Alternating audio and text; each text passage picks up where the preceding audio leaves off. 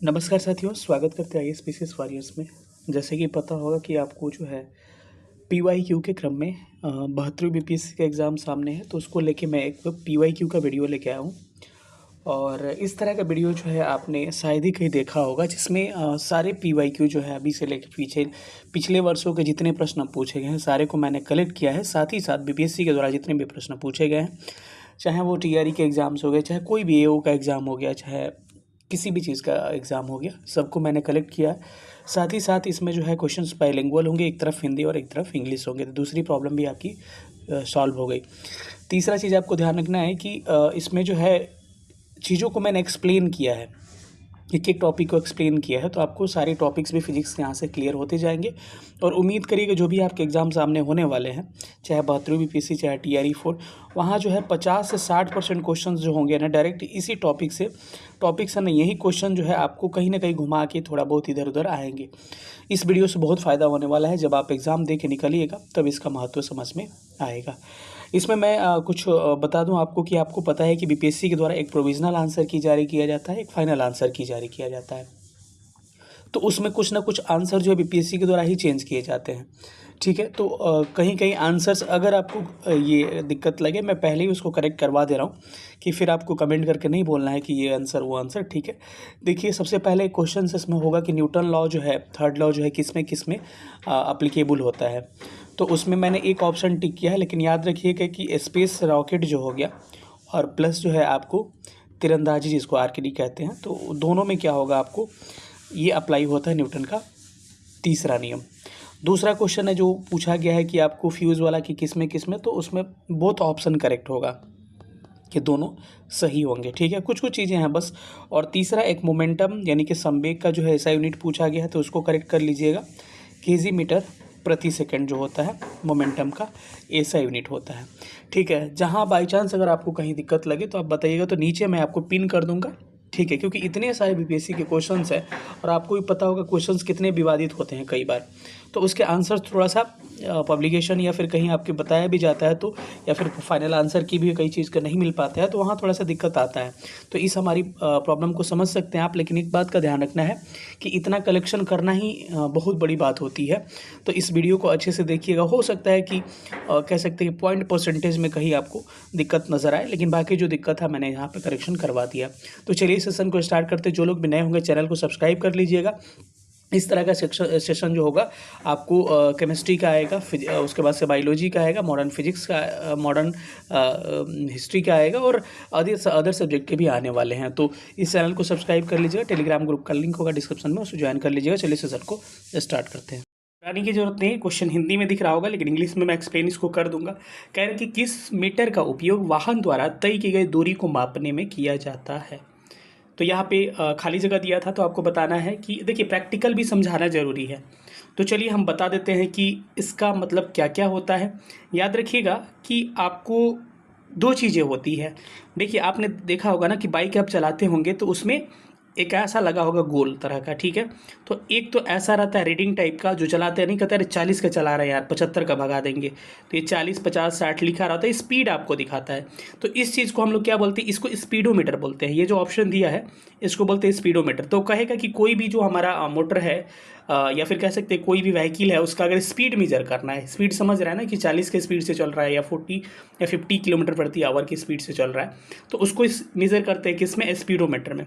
लेकिन अगर आपसे पूछा जाए कि अगर इसमें कितना डिस्टेंस इसने तय किया ये मेज़र करना है, तो स्पीडोमीटर, इसको ऑडियोमीटर कहते हैं, जैसे कि ओडोमीटर कहते हैं। जैसे कि ऐसा लगा था ना, जिसमें लिखा होता है कि देखना यार गाड़ी खरीदने जाते हो पुराने, तो कितना चला है, तो लिखा होता है 22,632 किलोमीटर चला है, तो इसको कहा जाता है ओडोमीटर।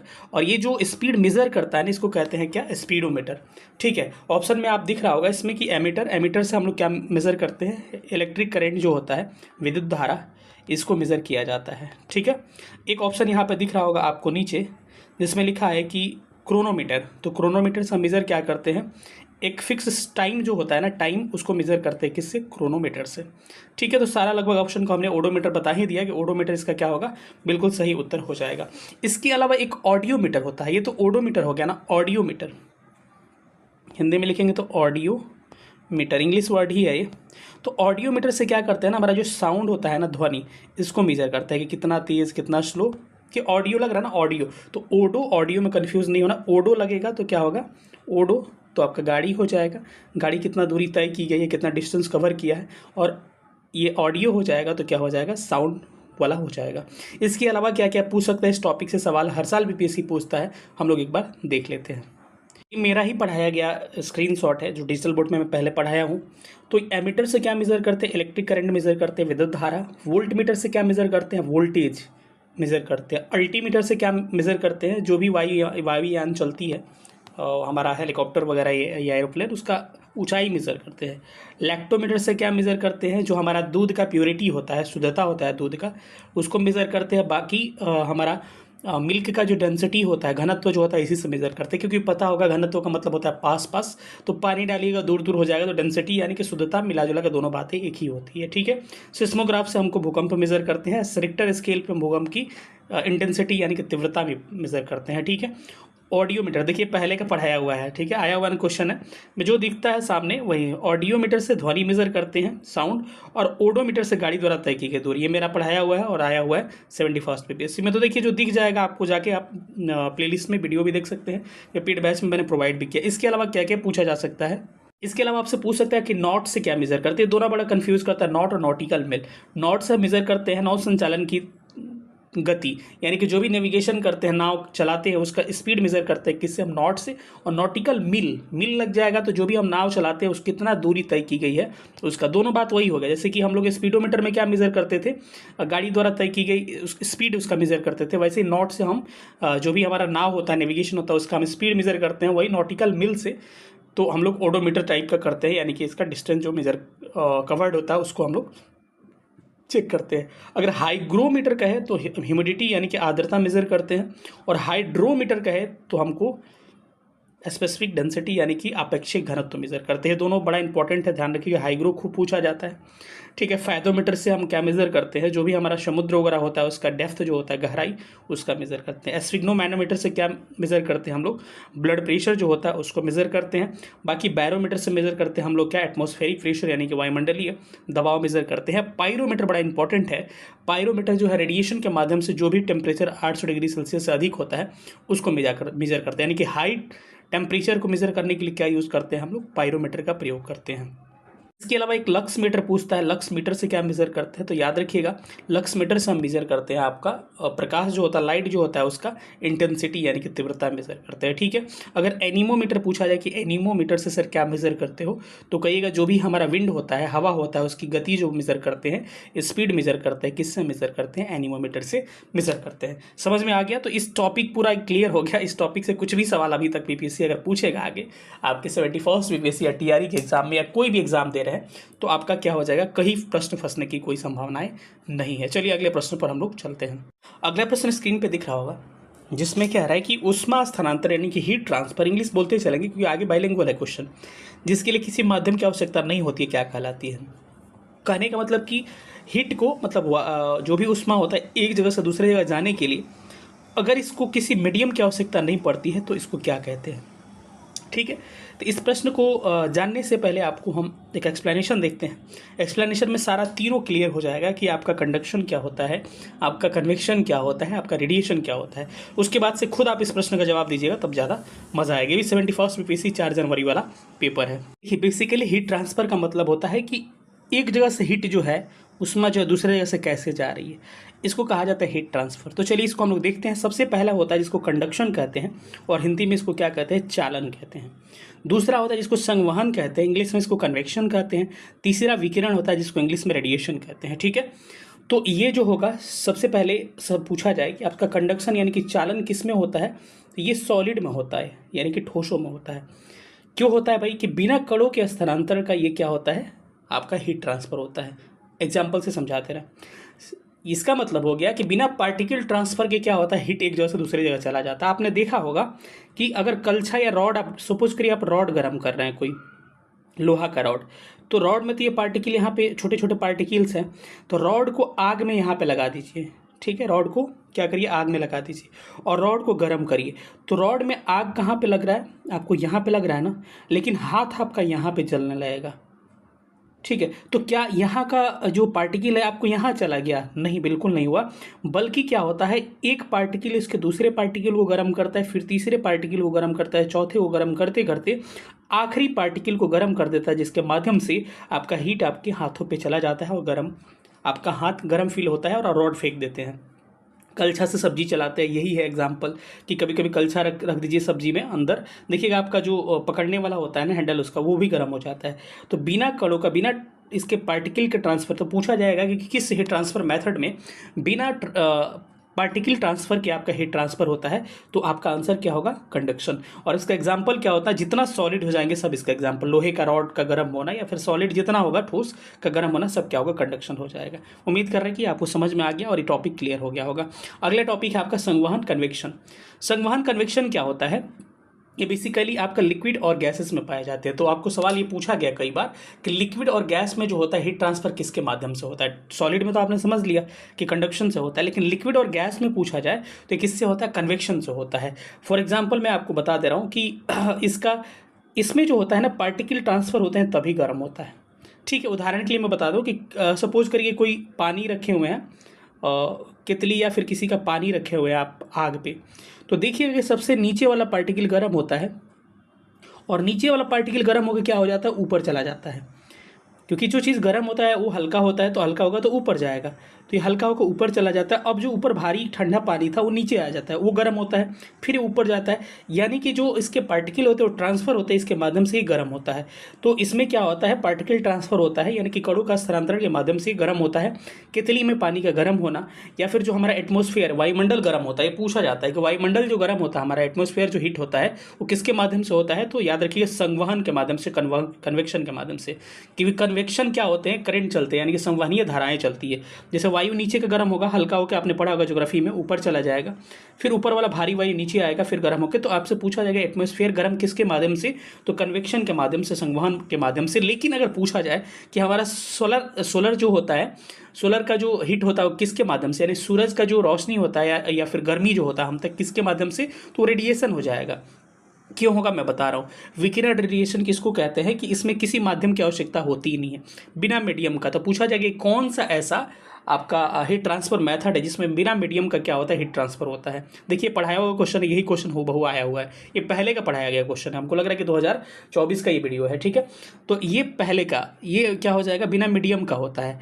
मैं एग्जाम्पल ऐसा दूंगा ना कि आपको समझ में तुरंत आ जाएगा। हीटर से आप आग तापे हुए हैं ठंडी के दिनों में, आप देखिए हाथ कहाँ रखते हैं और हीटर कहाँ रहता है? सीधे आपके हाथों पे लगने लगता है हीट, और एक समय तो ऐसा लगने लगता है कि जलने लगता है, तो आप हटा देते हैं। अरे छोड़िए ना, आग तापते हैं ना, तो आग में भी यही होता है कि दूर से आग तापते हैं तो क्या होता है? आपके हाथों में हीट जाने लगता है। इसका रीज़न क्या है कि क्या ऐसा थोड़ी होता है कि आग उड़ के या फिर हीटर का आग उड़ के आपके हाथ में ढुक जाता है? ऐसा कुछ होता नहीं है। ये बिना मीडियम का ये क्या करता है? डायरेक्ट आपके हाथों पे तक जाता है।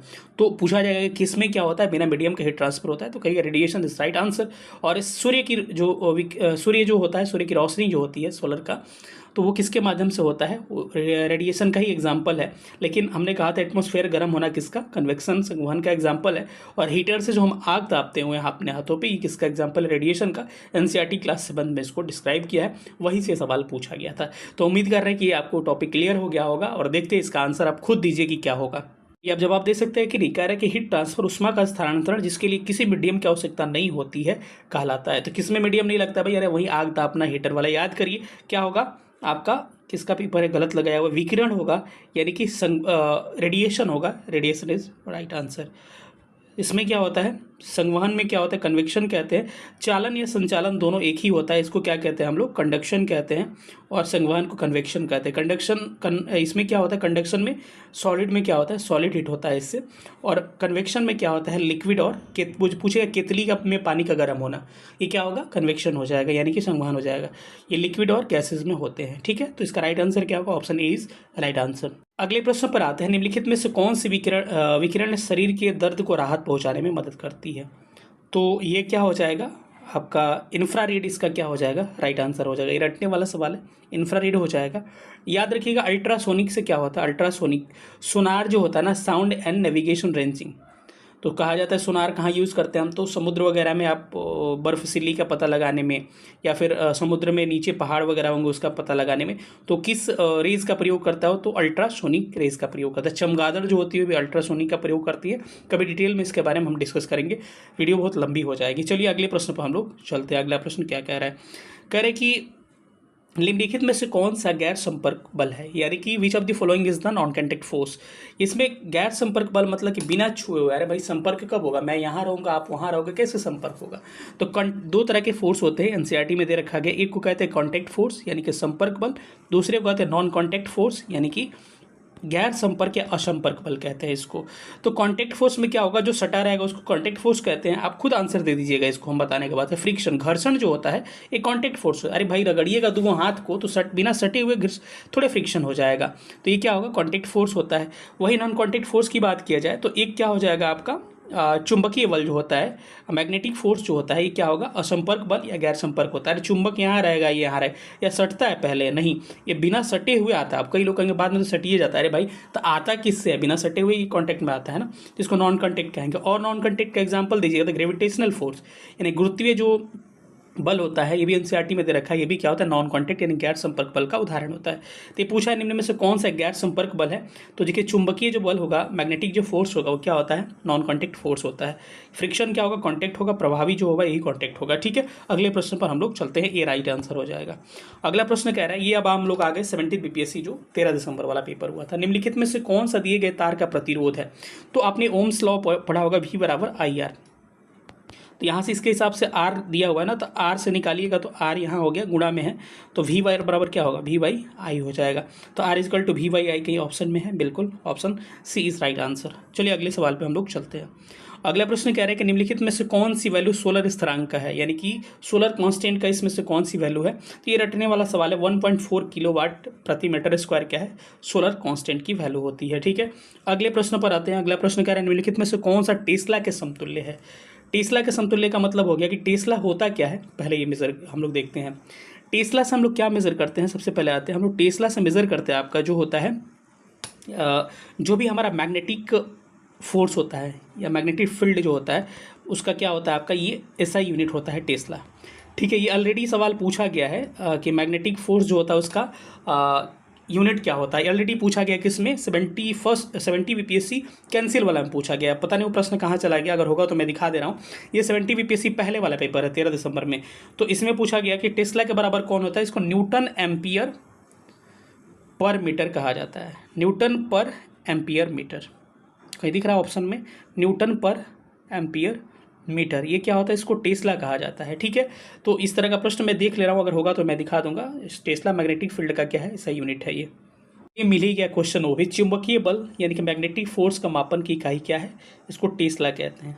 आगे ना बात वही मिला जुला के, तो राइट आंसर क्या हो जाएगा, option D is right answer. चलिए हम लोग देखते हैं थोड़ा सा यूनिट और जो भी मेजरमेंट है उसका थोड़ा सा हम लोग देख लेते हैं कि क्या क्या पूछा जा सकता है। यूनिट वाला प्रश्न हर बार एक आता है। ठीक है, यूनिट का कुछ क्वेश्चन हम लोग देख लेते हैं। ऊपर वाला तो सब पता ही होगा, कोई ज़रूरी नहीं है। एक्सेलरेशन का मेजरमेंट हम मीटर पर सेकंड स्क्वायर से करते हैं। वेलोसिटी का मेजरमेंट हम मीटर प्रति सेकंड से करते हैं। कार्य यानी कि वर्क और एनर्जी दोनों के यूनिट सेम होता है। एसआई यूनिट की मैं बात कर रहा हूँ कि अगर पूछा जाए कि एनर्जी यानी कि ऊर्जा और कार्य का एसआई यूनिट किसका सेम होता है, तो जूल होता है दोनों का। कभी पूछे तो याद रखिएगा इसको। साउंड जो होता है इसका एसआई यूनिट क्या होता है, डेसिबल होता है, और ये पूछा भी गया है अभी बीपीएससी में, मैं दिखाऊंगा। तो साउंड का पूछा जाए तो क्या होता है, डेसिबल होता है। वही अगर आवृत्ति यानी फ्रिक्वेंसी का पूछा जाए तो क्या हो जाएगा आपका, हर्ट्ज होता है। ठीक है, फ्रिक्वेंसी का क्या होता है, आवृत्ति का हर्ट्ज होता है। अगर आपसे तरंग दैर्घ्य यानी कि वेवलेंथ का पूछा जाए तो क्या होगा, एंगस्ट्रम होता है। अगर आपसे फोर्स बल का पूछा जाए तो न्यूटन होता है। अगर भार का पूछा जाए वेट का तो न्यूटन होता है। वही आपसे पूछा जाए मास का क्या होता है, वेट और मास दोनों में डिफरेंस होता है, ये केजी होता है। अगर आपसे पूछा जाए मोमेंटम संवेग का क्या होता है, तो केजी मीटर स्क्वायर, ये इसका एसआई यूनिट होता है। ठीक है, अगर आपसे पूछा जाए इम्पल्स का यानी कि आवेग का क्या होता है, तो न्यूटन सेकंड क्या होता है, इसका एसआई यूनिट होता है। अगले हम लोग देखते हैं। अगर आपसे पूछ ले कि टेम्परेचर यानी कि ताप का क्या होता है, तो केल्विन होता है। ज्योति तीव्रता यानी कि ल्यूमिनस इंटेंसिटी का क्या होता है, कैंडेला होता है। कोण अगर एंगल पूछा जाए तो आपका क्या होता है, रेडियन होता है। लेकिन सॉलिड एंगल का क्या होता है, स्टेरेडियन होता है। दाब यानी प्रेशर का पास्कल होता है। विद्युत आवेश यानी कि कह सकते हैं कि इलेक्ट्रिक चार्ज जो होता है इसका क्या होता है, कूलाम होता है। इसके अलावा और भी कुछ हमारे पास है कि विद्युत धारा इलेक्ट्रिसिटी का एम्पियर होता है, विद्युत शक्ति जो होता है हमारा पावर का वाट होता है, विभवांतर यानी वोल्टेज का जो होता है वोल्ट होता है, विद्युत धारिता इलेक्ट्रिक कैपेसिटेंस का फैराडे होता है, वहीं प्रेरक यानी इंडक्टेंस का हेनरी होता है जिसको ओम सेकंड भी कहा जाता है, ध्यान रखिएगा। अगर चुंबकीय फ्लक्स की बात किया जाए, मैग्नेटिक फ्लक्स का तो वेबर होता है। अगर एक और आपसे पूछा जाए कि इलेक्ट्रिक फील्ड जो होता है, इलेक्ट्रिक फील्ड यानी चुंबकीय बल जो होता है इसका क्या होता है, या चुंबकीय क्षेत्र का टेस्ला होता है। और टेस्ला को ही हम लोग क्या कहते हैं, न्यूटन पर एम्पियर मीटर, ये क्या होता है, इसका हो जाता है। ठीक है, तो इतना आपको अगर पूछा जाएगा तो मेरे को लग रहा है कि आप यहाँ से गलती नहीं करिएगा। ठीक है, अगर पूछा जाए रेसिस्टेंस का, रेसिस्टेंस जो होता है पूछा जा सकता है कि प्रतिरोध का रेसिस्टेंस का क्या होता है, रेसिस्टेंस का ओम होता है, लेकिन प्रतिरोधकता विशिष्ट प्रतिरोध यानी कि स्पेसिफिक रेसिस्टेंस का क्या होता है, ओम मीटर होता है। ठीक है, चुंबकीय द्विध्रुव आघूर्ण ये पूछा है टीआरई में एक बार, हाल ही में टीआरई 3 में शायद पूछा था। मैग्नेटिक डाइपोल मोमेंट जिसको कहते हैं, चुंबकीय द्विध्रुव आघूर्ण, इसको रट लीजिए एम्पियर मीटर स्क्वायर। ये पूछा जा सकता है कि डाइपोलर मोमेंट जो होता है, मैग्नेटिक डाइपोल मोमेंट यानी चुंबकीय द्विध्रुव आघूर्ण, रटिए लीजिए इसको एम्पियर मीटर स्क्वायर, देखने को कहीं भी मिल सकता है। चलिए अगले क्वेश्चन पे चलते हैं। ये 70 बीपीएससी 13 दिसंबर का है कि परमाणु संरचना यानी एटॉमिक स्ट्रक्चर का जो मॉडल सबसे पहले दिया था उसका नाम क्या था, उसका नाम था आपको क्या, जे थॉम्सन। जे थॉम्सन उसका नाम था। अगर आपसे पूछा जाए इलेक्ट्रॉन की खोज किसने किया था, तो जे थॉम्सन ने ही किया था। अगर प्रोटॉन की खोज पूछा जाए तो प्रोटॉन का गोल्डस्टीन ने किया था, लेकिन कहीं भी आपको रदरफोर्ड भी मिल जाएगा, लेकिन एनसीईआरटी में आपको गोल्डस्टीन दिया हुआ है। अगर आपसे पूछा जाएगा कि न्यूट्रॉन की खोज किसने किया था, जेम्स चैडविक ने 1932 में न्यूट्रॉन की खोज की थी। ठीक है, चलिए अगले हम लोग टॉपिक पे चलते हैं। अगला प्रश्न है, कह रहे निम्न में से कौन सी छाया की उत्पत्ति के लिए जिम्मेदार है। जो भी इमेज बनते हैं तो इमेज के लिए क्या क्या जरूरी होता है ये आपसे पूछा था। 2-4 चीज़ें हैं आपको ध्यान रखना पड़ेगा। तो इमेज के लिए एक तो आपको लाइट का होना जरूरी है, बिना प्रकाश का। अरे भाई रात में आपका अंधेरा में चलिएगा तो आपका छाया बनेगा, कभी इमेज बनेगा नहीं बनेगा। तो सबसे पहले एक लाइट की ज़रूरत पड़ती है। दूसरा चीज़ एक चाहिए आपको क्या, एक ओपेक चाहिए आपको, यानी कि अपारदर्शी क्या चाहिए, वस्तु चाहिए। ठीक है, ओपेक थिंग चाहिए आपको, एक बिना अपारदर्शी वस्तु का, जहाँ से टकराएगा नहीं तब तक ये छाया बनेगा नहीं। या फिर एक पर्दा भी चाहिए आपको जिस पे आपका क्या हो, इमेज उतरे। जैसे कभी कभी ज़मीन पर्दा बन जाता है या फिर कुछ भी बन जाता है, ये जरूरी। उस हिसाब से इसका हिंदी इंग्लिश हमको भी पता नहीं है, अजीब टाइप का है ये। प्रकाश का रेखीय प्रसार, इसका मतलब होता है कि लाइट का क्या होता है, स्ट्रेट लाइन में चलना। ठीक है, तो ये ऑप्शन नंबर 20 का राइट होगा। ये 71 बीपीएससी 4 जनवरी वाला पेपर है। 70 बीपीएससी, कई जगह 71 बोल देता है, उसके लिए माफ़ी चाहते हैं हम। ये भी 4 जनवरी 70 बीपीएससी का प्रश्न है कि 100 डिग्री सेल्सियस पर वायु से जलने की तुलना में 100 डिग्री सेल्सियस से अगर वेपर से जलते हैं तो आपको क्या होता है, आपका ज़्यादा परेशानी होती है। तो क्या होगा इसमें, ज़्यादा पहले कह रहे हैं कि ज़्यादा वाष्पीकरण की गुप्त ऊष्मा के कारण, देखिए होता क्या है ना, एक लेटेंट हीट होता है, लेटेंट हीट को गुप्त ऊष्मा कहते हैं। तो जिसका लेटेंट हीट ज़्यादा होता है उससे जलन ज़्यादा होती है। जैसे कि अगर आपसे लिक्विड को कहा जाए, इसको डिटेल में हम पढ़ा रखे हैं, लिक्विड का लेटेंट हीट कितना होता है, 80 कैलोरी पर ग्राम। ठीक है, 80 कैलोरी पर ग्राम होता है। अगर वही आपसे पूछा जाए कि वेपर का लेटेंट हीट क्या होता है, तो वेपर का होता है 540 कैलोरी पर ग्राम। तो उस हिसाब से किसका ज़्यादा हुआ, वेपर का। इसीलिए कहते हैं कि कभी द्रव से जलने, लिक्विड से जलने की अपेक्षा भाप से जलना ज़्यादा प्रॉब्लम करता है। ठीक है, आपने देखा होगा कि कभी रोटी फुला रहे होंगे, अगर पानी में उंगली डाल दीजिएगा उतना कम जलन होगा, लेकिन कभी रोटी फुला रहे होंगे और रोटी उंगली में मतलब कि रोटी फुला हुआ घुस गया उंगली, उसमें जो हाल होता है आप सोच सकते हैं कि क्या स्थिति होता है। क्यों होता है, क्योंकि वेपर का लेटेंट हीट ज़्यादा होता है, 540 कैलोरी पर ग्राम होता है। उस हिसाब से इस प्रश्न को पढ़िएगा तो पहला ऑप्शन कह रहा है कि ज़्यादा वाष्पीकरण की गुप्त ऊष्मा के कारण कम खतरनाक होता है। गलत है ये, कम खतरनाक कहाँ होता है, ज़्यादा वाष्पीकरण की गुप्त ऊष्मा के कारण ज़्यादा खतरनाक होता है। ऑप्शन बी राइट हो जाएगा। अगले प्रश्न पे चलते हैं। चलिए, तो पहला क्वेश्चन देख रहे हैं अब स्टार्ट हो गया आपका मिक्स टाइप का, यानी कि जितने 38 से लेकर 69 बीपीएससी तक पूछे गए वो सारे प्रश्न होंगे। 70 बीपीएससी वाला हमने देख लिया। चलिए, एंगस्ट्रॉम इकाई है, angstrom is the unit of, अभी हमने बात किया था एंगस्ट्रॉम किसकी है, वेवलेंथ की। मैंने अभी तो बताया था, ऑप्शन क्या होगा, ए करेक्ट हो जाएगा। ठीक है, अगला प्रश्न है कि प्रकाश वर्ष किसकी इकाई है, तो what is the unit of light year. तो लाइट ईयर का यूनिट क्या होता है भाई, तो ध्यान रखिएगा ये किसका होता है भाई, दूरी, डिस्टेंस, मतलब डिस्टेंस मेजर करने वाला। ठीक है, 1 light year is equal to क्या होता है, 9.46 × 10⁻15 मीटर क्या होता है, ये होता है। ठीक है, और 1 लाइट ईयर बराबर जो होता है 1 पार्सेक बराबर, सबसे बड़ी ये पार्सेक हो जाएगा, 1 पार्सेक बराबर 3.26 क्या होता है, लाइट ईयर होता है। इसको थोड़ा सा ध्यान रखिएगा, ये पूछा जा सकता है प्रश्न। ठीक है, अगला कि प्रकाश वर्ष किसकी, तो ये हो जाएगा दूरी, यानी कि लाइट ईयर क्या होता है, डिस्टेंस का होता है। अगला प्रश्न है प्रकाश वर्ग का संबंध है किससे, दूरी से। तो सारा प्रश्न एक ही है, तो इसमें ज़्यादा कुछ हमको नया करने की ज़रूरत नहीं है, ठीक है। अगला जो प्रश्न है ये पूछ रहा है कि निम्नलिखित में से कौन सी मूल भौतिक राशि है, विच of the following is A basic physical quantity. ठीक है, देखिए अगर आपसे पूछा जाए कि फिजिकल क्वांटिटी दो तरह के होते हैं, एक को कहते हैं मूल, मतलब कि फंडामेंटल एक होता है, दूसरे को डिराइव्ड कहते हैं।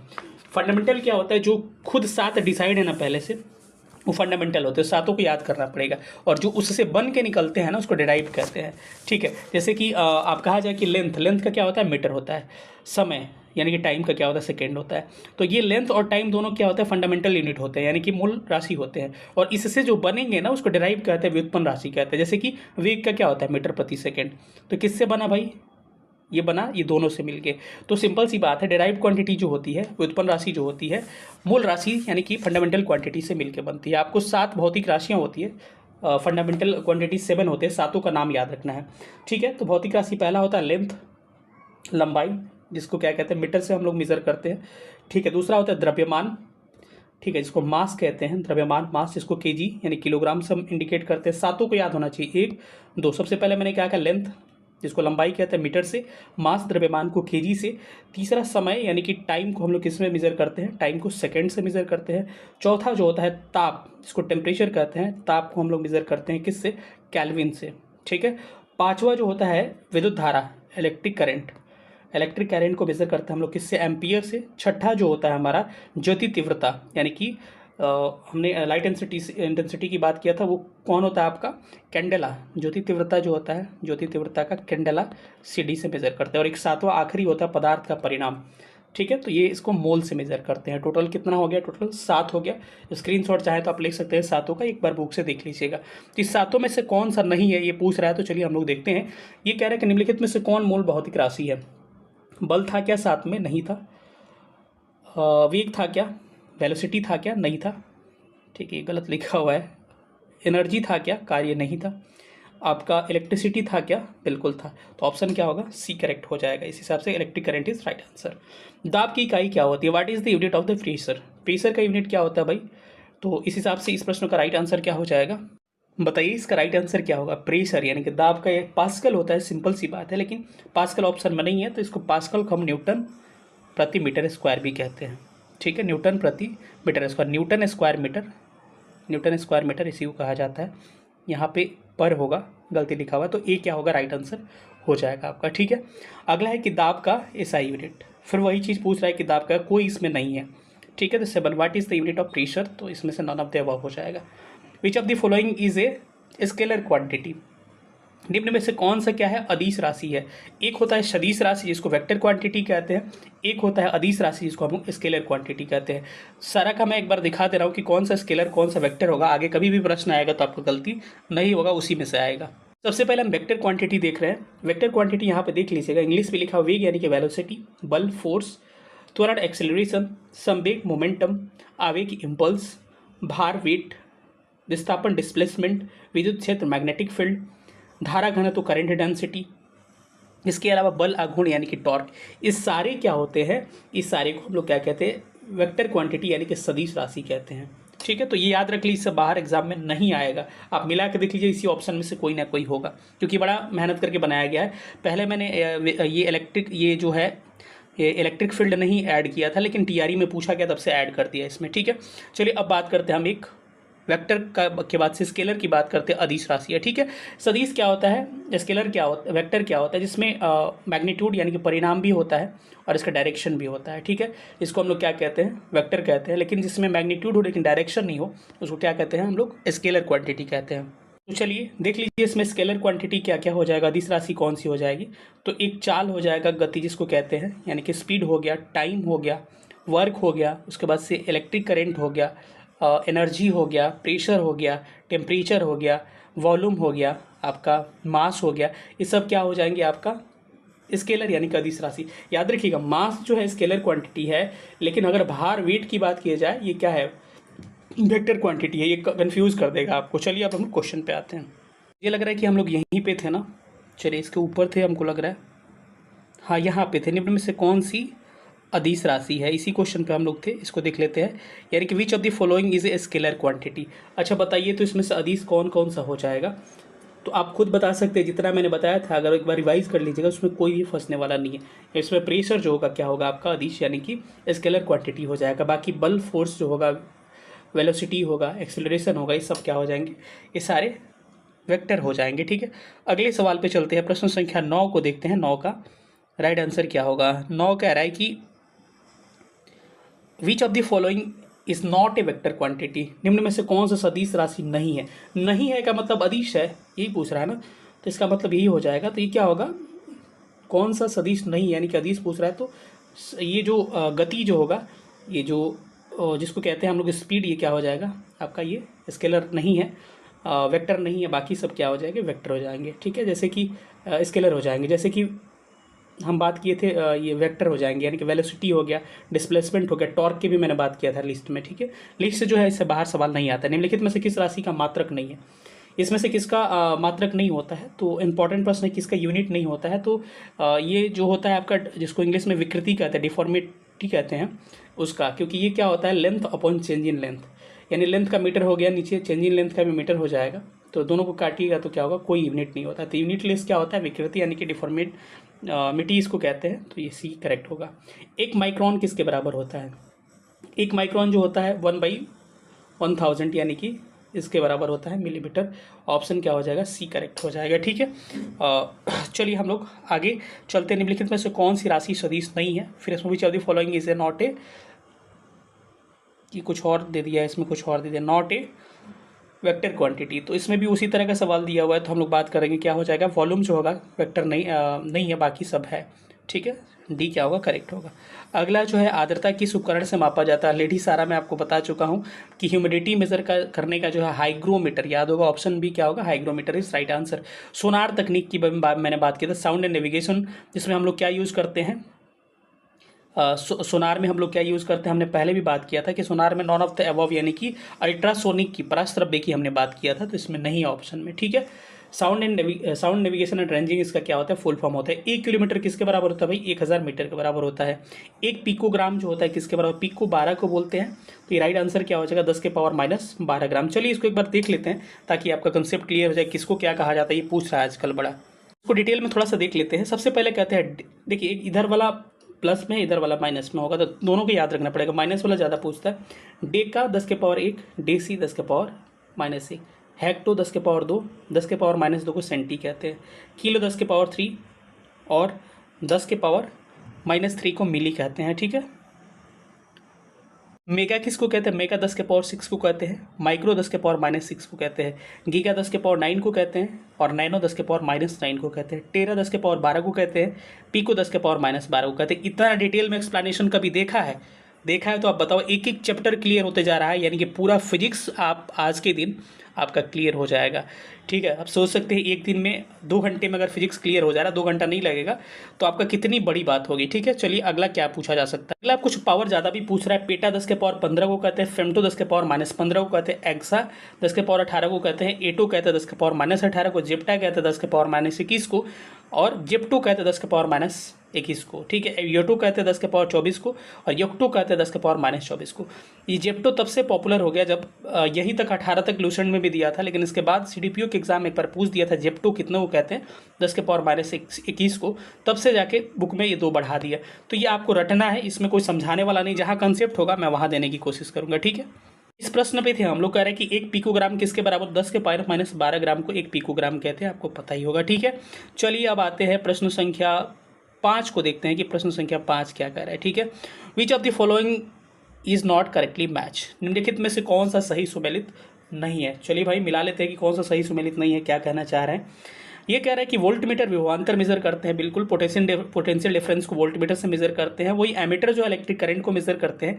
पोटेंशियोमीटर जो होता है कि हम किसका, पोटेंशियल मीटर जो है इलेक्ट्रोमैग्नेटिक, पोटेंशियोमीटर जो होता है विद्युत वाहक बल यानी कि इलेक्ट्रोमोटिव फोर्स को मेजर करता है। ठीक है, ये भी दिया हुआ है। गैल्वेनोमीटर जो होता है इलेक्ट्रिसिटी को मेजर करता है, बड़ी इलेक्ट्रिसिटी को, छोटी इलेक्ट्रिसिटी को। तो इसमें से कह रहे हैं कि which of the following is not correct. तो इसमें से आप देखिएगा तो ऑप्शन नंबर डी गैल्वेनोमीटर वाला क्या होगा, ये करेक्ट नहीं है। ठीक है, ये गलत दे रखा है। गैल्वेनोमीटर से हम लोग विद्युत प्रतिरोध, हाँ प्रतिरोध दिया हुआ है ना, मेरे को धारा लगा था, ये क्या हो जाएगा, इनकरेक्ट हो जाएगा। ठीक है, चलिए अगला हम लोग देखते हैं। अगला प्रश्न कह रहा है निम्नलिखित में से कौन सा सही मेल है, मतलब कि which of the following is A correct matched. तो इसमें से कौन सा करेक्ट मैच है हम लोग चलिए देखते हैं और इसका आंसर देने की कोशिश करते हैं। 6 नंबर प्रश्न का आप देखते हैं सही विद्युत मोटर। विद्युत मोटर क्या करता है भाई, याद रखिएगा कुछ कुछ चीज़ें मैं आपको बता दे रहा हूँ। विद्युत मोटर क्या करता है तो विद्युत मोटर करता है कि ये क्या करता है, आपको मैकेनिकल एनर्जी से कन्वर्ट करता है, किस में, इलेक्ट्रिकल एनर्जी में।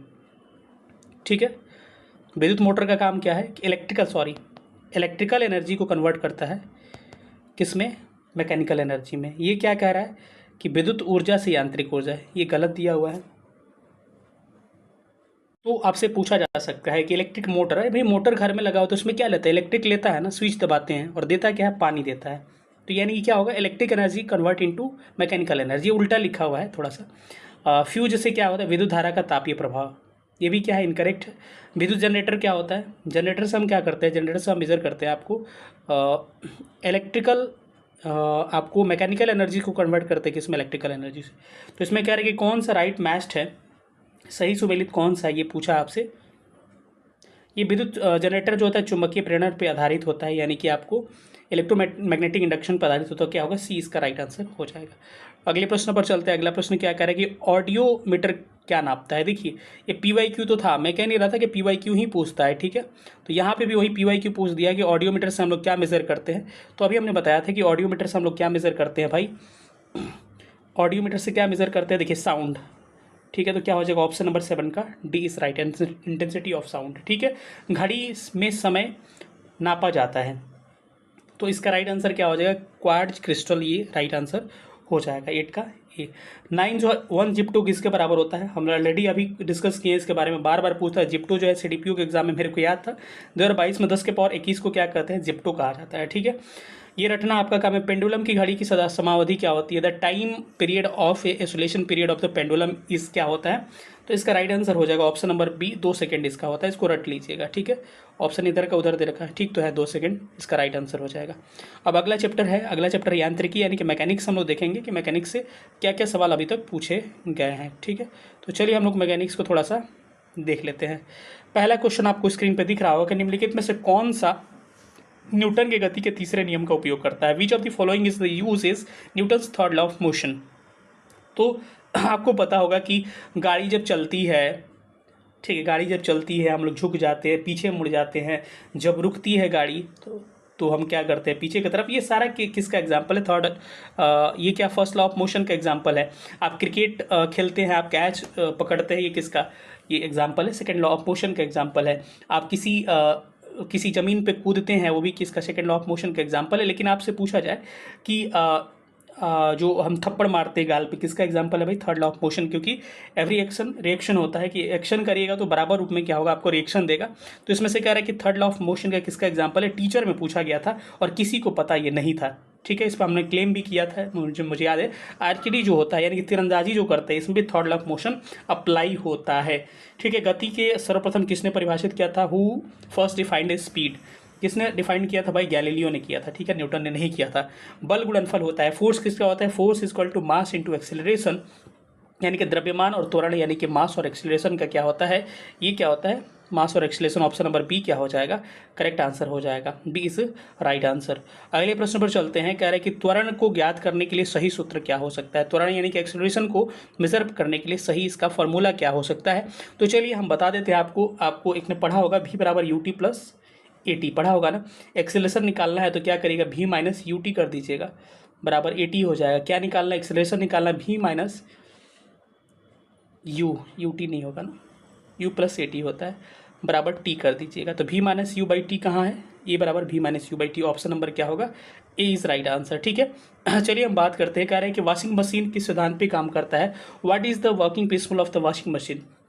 देखिए वॉशिंग मशीन जो होता है ये काम करता है किस प्रिंसिपल पर काम करता है, तो आपको पता होगा ये काम करता है अब केंद्रीय बल यानी कि सेंट्रीफ्यूगल फोर्स।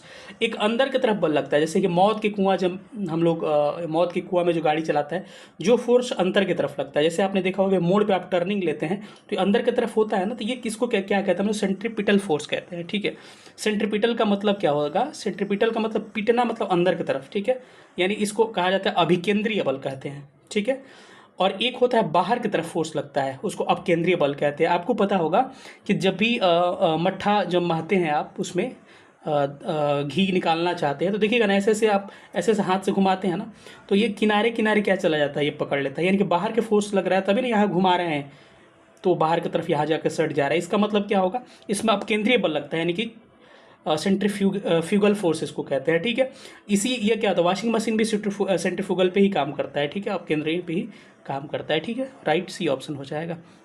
पदार्थ के संवेग और वेग के अनुपात को क्या कहेंगे, which physical quantity is obtain from the ratio of momentum and velocity of substances. Ratio of momentum का मतलब हो गया, पदार्थ का संवेग का मतलब हो गया, अभी हमने बताया था संवेग बराबर क्या होता है, मास इंटू वेलोसिटी। ठीक है, यानी कि संवेग किसे कहा जाता है, मोमेंटम कहा जाता है मास इंटू वेलोसिटी को, और इसका रेशियो का मतलब बट्टा हो गया, तो बट्टा किससे लगाएंगे हमको, वेलोसिटी से, भी से, इसको काटेंगे तो क्या बचा, मास बचा, तो सी ऑप्शन क्या होगा, राइट आंसर हो जाएगा। अगले प्रश्न पर आता है। अगला प्रश्न क्या रहा है कि बाल बेरिंग का उपयोग स्थिरांक घर्षण को निम्नलिखित में से किस में परिवर्तन करने के लिए किया जाता है। तो बाल बेरिंग का जो प्रयोग किया जाता है किसके लिए किया जाता है, रोलिंग घर्षण के लिए, यानी कि रोलिंग फ्रिक्शन के लिए किया जाता है। फुटबॉल के खेल में गोलकीपर जो है फुटबॉल को गोल में पकड़ने के बाद अपने हाथों को पीछे की ओर खींचता है, ये गोलकीपर किस प्रकार सक्षम हो पाता है, ये भी इंपॉर्टेंट प्रश्न है। सेकंड लॉ ऑफ मोशन इसमें काम करता है, और इसका राइट आंसर क्या हो जाएगा, संवेग परिवर्तन की दर को स्लो करता है, यानी in reducing the rate of the change of the momentum. होता क्या है, चेंज ऑफ मोमेंटम का मतलब होता है कि जितना ज़्यादा समय में क्या करिएगा, जितना ज़्यादा समय लीजिएगा ना किसी चीज़ को, मतलब कि क्या करने में, स्लो करने में, उसको चेंज ऑफ मोमेंटम उतना ही ज़्यादा कहेंगे। सपोज करिए कि गेंद को हाथ में लेके ऐसे पीछे धीरे धीरे खींचिएगा ना, तो एक स्टैटिक अवस्था में नहीं आएगा। जैसे मानिए कि गेंद का एक हाथ है, यहाँ पे गेंद आकर लग गया, तो एक ही बार लग गया ना, तो समय कम मिला इसको रेस्ट मोशन में आने में। जैसे कि ये क्या था, इसमें मोशन में था, गति में था, और हाथ पे लगा एक तुरंत क्या आ गया, रेस्ट में आ गया। तो कोई चीज़ तुरंत रेस्ट में आता है ना, तो फोर्स ज़्यादा लगता है। ठीक है, और कोई चीज़ जितना टाइम लीजिएगा रेस्ट में लाने के लिए, फोर्स उतना ही कम लगता है। तो अगर पीछे की तरफ हाथ ऐसे करिएगा तो पहले हाथ में सटेगा, फिर धीरे धीरे आकर रुकेगा, तो यानी कि समय लिया हमने ज़्यादा, यानी कि चेंज ऑफ मोमेंटम क्या होगा, रिड्यूस कर देते हैं। ऑप्शन क्या होगा, ए क्या हो जाएगा, राइट आंसर हो जाएगा। चलिए प्रश्न संख्या 9 पे चलते हैं। केंद्राभिमुखी बल को ही क्या कहते हैं, सेंट्रीफ्यूगल फोर्स कहते हैं, अभिकेंद्रीय बल भी कहते हैं इसको। तो केंद्राभिमुखी बल यानी centrifugal force is responsible for the what, किसके लिए जिम्मेदार होता है भाई, अभी हमने इसके बारे में डिस्कशन किया था। ये रिस्पॉन्सिबल होता है वस्तु को वृत्ताकार पथ पर गतिमान रखने के लिए, यानी कि हमने कहा था कि कहीं भी टर्निंग अगर लीजिएगा तो अंदर की तरफ जो फोर्स लगता है उसको क्या बोलते हैं, सेंट्रीफ्यूगल फोर्स कहते हैं। Keeping the object moving on a circular path, option number 20 right answer. निम्नलिखित में से किस ऊर्जा परिवर्तन में घर्षण बल शामिल होता है, देखिए कितना मजा आ रहा है ना। तो चलिए इसका राइट आंसर क्या होगा, 10 नंबर का राइट आंसर आपका हो जाएगा ऑप्शन नंबर ए, कि कह रहा है कि friction force is involve in which of the following energy change. तो इसका राइट आंसर आपका हो जाएगा कि heat energy from kinetic energy, यानी कि गतिज ऊर्जा को उष्मा ऊर्जा में कन्वर्ट कर लेता है। ठीक है, आता है मतलब कि फ्रिक्शन किसी चीज़ का होता है तो गति से फ्रिक्शन होता है, और ये किस इसमें से हीट निकलने लगता है। हाथ को रगड़िए ना 10-15 मिनट, गर्मी आ जाएगा। ठीक है, तो ऑप्शन नंबर ए इसका क्या हो जाएगा, करेक्ट आंसर हो जाएगा। प्रश्न संख्या अगले पे चलते हैं। 11 नंबर प्रश्न कहता है कि एक बस सीधे रास्ते पर चल रही है और अचानक दाईं ओर एक तीखा मोड़ लेती है, तो बस में बैठे यात्री को क्या होगा। A bus is moving on a straight path and suddenly takes a sharp turn to the right, the passengers sitting in the bus, तो क्या होगा। तो इसका आप खुद दिमाग लगाइए क्या होगा, ये क्या होगा, ये कह रहा है कि राइट की ओर मुड़ेगा ना, तो ये उल्टा होता है। अगर राइट की ओर झुकेगा तो आप उल्टा झुकिएगा। ठीक है, आप लेफ्ट की ओर झुकेगा, ये क्या कर रहा है, ये क्या बोला है, जो बोलेगा उसका उल्टा होगा। यानी क्या कर रहा है कि ये दाईं ओर तेज़ मोड़ लेता है, यानी कि लेफ्ट साइड लेगा तो आप क्या होगा, बाईं ओर मुड़िएगा। ठीक है, तो ऑप्शन क्या होगा, सी होगा कि will bend towards the left. ठीक है, बस याद रखिएगा जो कहेगा उसका उल्टा हो जाता है। एक क्षैतिज वृत्त में स्थिर चाल से घूम रहे पिंड के लिए निम्नलिखित में से कौन सा स्थिर होगा। इंपॉर्टेंट प्रश्न है, इसको कंसेप्ट आपको 9th क्लास एनसीईआरटी में है, कभी इसको डिटेल में डिस्कस करेंगे। वो विच of the following will remains stable for body moving at a constant speed in A horizontal circle. तो इसमें क्या कॉन्स्टेंट होता है, याद रखिएगा इसमें आपका 12 का ऑप्शन नंबर डी हो जाएगा। इसमें कांस्टेंट होता है क्या, काइनेटिक एनर्जी क्या होता है, इसमें कांस्टेंट होता है। ठीक है, इसका राइट आंसर क्या होगा, काइनेटिक एनर्जी हो जाएगा। अगले प्रश्न पर चलते हैं कि अपेक्षिकता का सिद्धांत, यानी सिंपल सी बात है, अल्बर्ट आइंस्टीन की बात करें। विच of the following scientist presented the theory of relativity, English इसका ज़्यादा बेटर है। तो ये रिलेटिविटी का थ्योरी किसने दिया था, तो अल्बर्ट आइंस्टीन का था, यानी कि ऑप्शन नंबर ए राइट होगा। करें यदि बल को न्यूटन में और दूरी को मीटर में प्रदर्शित किया जाता है तो कार्य को यानी कि वर्क को किस में करेंगे? If a force is a displaced in A Newton and displaced in the Newton and distance is a displaced into meters then the work done will be displaced by the। तो ये किससे show करेंगे इस ये बोल रहा है, तो भाई यूनिट बता रहा है उसका, तो जूल में आपको बताया था कि वर्क और एनर्जी दोनों का क्या होता है, इसका यूनिट जूल होता है। ठीक है, अगला प्रश्न पे आते हैं। अगला चैप्टर हमारा बदल गया, यानी कि हम लोग आ गए किस पे? गुरुत्व के अधीन वस्तु है, मोशन अंडर द ग्रेविटी। यदि धरती की घूमते हुए घूर्णन बढ़ा दी जाए तो भूमध्य रेखा पर पिंड की वजन क्या होगा? If the speed of rotation of a earth is increase then the weight of the body at the equator increase वहाँ लिख दिया है, विल बी लिखना चाहिए। ठीक है, तो ये इसका राइट आंसर क्या होगा? घट जाएगा। देखिए जब भी रोटेशन बढ़ाइएगा ना, ठीक है, तो वजन क्या होगा? घट जाता है। किसकी बात करें? इक्वेटर पे ऐसा होता है। और जब भी स्पीड घटाइएगा तो वजन क्या होगा? बढ़ जाएगा। उल्टा होता है इसमें। ठीक है, क्यों होता है तो उतना डिटेल हम नहीं कर पाएंगे यहाँ पर। ये कह रहा है कि एक वस्तु का भार पृथ्वी की सतह पर मापने पर 100 न्यूटन आता है, इसका भार चंद्रमा की सतह पर मापने पर कितना होगा? The weight of an object when measured on the surface of the earth is 100 Newton, what will be the weight of measured on the surface of the moon. ये भार की बात कर रहा है, तो दिमाग लगाइएगा तो क्या हो जाएगा? भार पूछा है तो भार इसका राइट आंसर क्या होगा? 100/6 कर दीजिएगा तो निकल के आएगा 16.7 न्यूटन, यानी कि ऑप्शन डी करेक्ट होगा। देखिए भार वेट जो होता है 1/6 हो जाता है चंद्रमा पे जाने के बाद से, लेकिन मास जो होता है अनचेंज होता है। वही कहता है कि अगर मास 100 kg है और मून पे जाएगा तो क्या होगा? तो अनचेंज होता है। ठीक है, कह रहा है अगला प्रश्न कह रहा है कि अलग अलग द्रव्यमान की दो वस्तुएं चंद्रमा की सतह के पास स्वतंत्र रूप से गिरने से क्या होता है? ठीक है, तो इसका राइट आंसर हो जाएगा किसी भी क्षण एक ही वेग से क्या करेगी? वहीं रहेगी। यानी कि what will happen if two objects of a difference masses से fall freely near the surface of moon, there will be only one velocity at any instant. तो ऑप्शन क्या होगा? इसका क्या हो जाएगा? D is right answer. चलिए अगले प्रश्न पर चलते हैं। प्रश्न संख्या 4 देखते हैं कि लिफ्ट में खड़े, आप एक लिफ्ट में खड़े हैं, ठीक है, उसके बाद से लिफ्ट के फर्श पर आपके भार द्वारा बल लग रहा होगा। कितना फोर्स लग रहा होगा भाई? तो जो आपका ग्रेविटी का फोर्स होता है आपका, वही लगेगा ना, कि will be 0 when the lift descend with a distance of the 9.8 metre second. ठीक है, लिफ्ट के 9.8 मीटर प्रति सेकेंड के त्वरण से नीचे आते समय क्या होगा? ये शून्य हो जाता है। ठीक है, क्योंकि पता होगा कि कहा जाता है कि कांस्टेंट स्पीड से अगर लिफ्ट ऊपर की ओर जा रहा है, आपका क्या होगा? वेट कांस्टेंट होगा। कांस्टेंट स्पीड से नीचे आ रहा है तो आपका क्या होगा? कांस्टेंट होगा। लेकिन एक्सेलरेटेड मोशन से आपको ऊपर जा रहा है तो बढ़ेगा, और अगर घटता हुआ आ रहा है तो क्या होगा? ये घटेगा। ठीक है, तो ये सारा प्रक्रिया है, एक बार आप देख सकते हैं इसको। ठीक है, यदि एक पंख, एक रबर की गेंद और एक लकड़ी की गेंद को निर्वात में एक समान ऊंचाई से स्वतंत्र रूप से गिराते हैं तो क्या होगा? मतलब कि आप समझ पा रहे हो कि इंग्लिश इसको पढ़ने की जरूरत है, जहाँ टर्म लगेगा वहाँ। देखिए 3 चीज़ें हैं ना, उसको हमको वैक्यूम में गिरा रहे हैं, इंग्लिश हम यूज़ कर दे रहे हैं। तो देखिए कभी भी वैक्यूम में गिराइएगा ना तो पहले गिरना बाद में गिरना किसके कारण होता है? उसके मतलब विंड के कारण होता है, हवा के कारण होता है। तो अगर कह देना कि वैक्यूम में, तो वैक्यूम में सब समान एक ही समय आएंगे, लेकिन अगर वैक्यूम का जिक्र नहीं करें ना तो अलग अलग समय पे आएगा, जो भारी होगा वो पहले आएगा। ठीक है, तो इसका राइट आंसर क्या हो जाएगा? ऑप्शन डी हो जाएगा। तीनों एक साथ आएंगे कि all 3 will reach the ground together. ठीक है, इसको आप समझ गए होंगे। महासागर में ऊंची जल तरंगे कैसे आती है? तो ये आती है, कैसे आती है भाई आप ही बताइए? ये आती है चंद्रमा से, यानी कि मून से। ठीक है, जब एक पत्थर को चांद की सतह से पृथ्वी पर लाया जाता है तो क्या होगा? हमने ऑलरेडी इसके बारे में डिस्कस कर लिया है कि इसका द्रव्यमान बदल जाएगा, आपका मास कभी नहीं चेंज होगा, इट मास नॉट चेंज।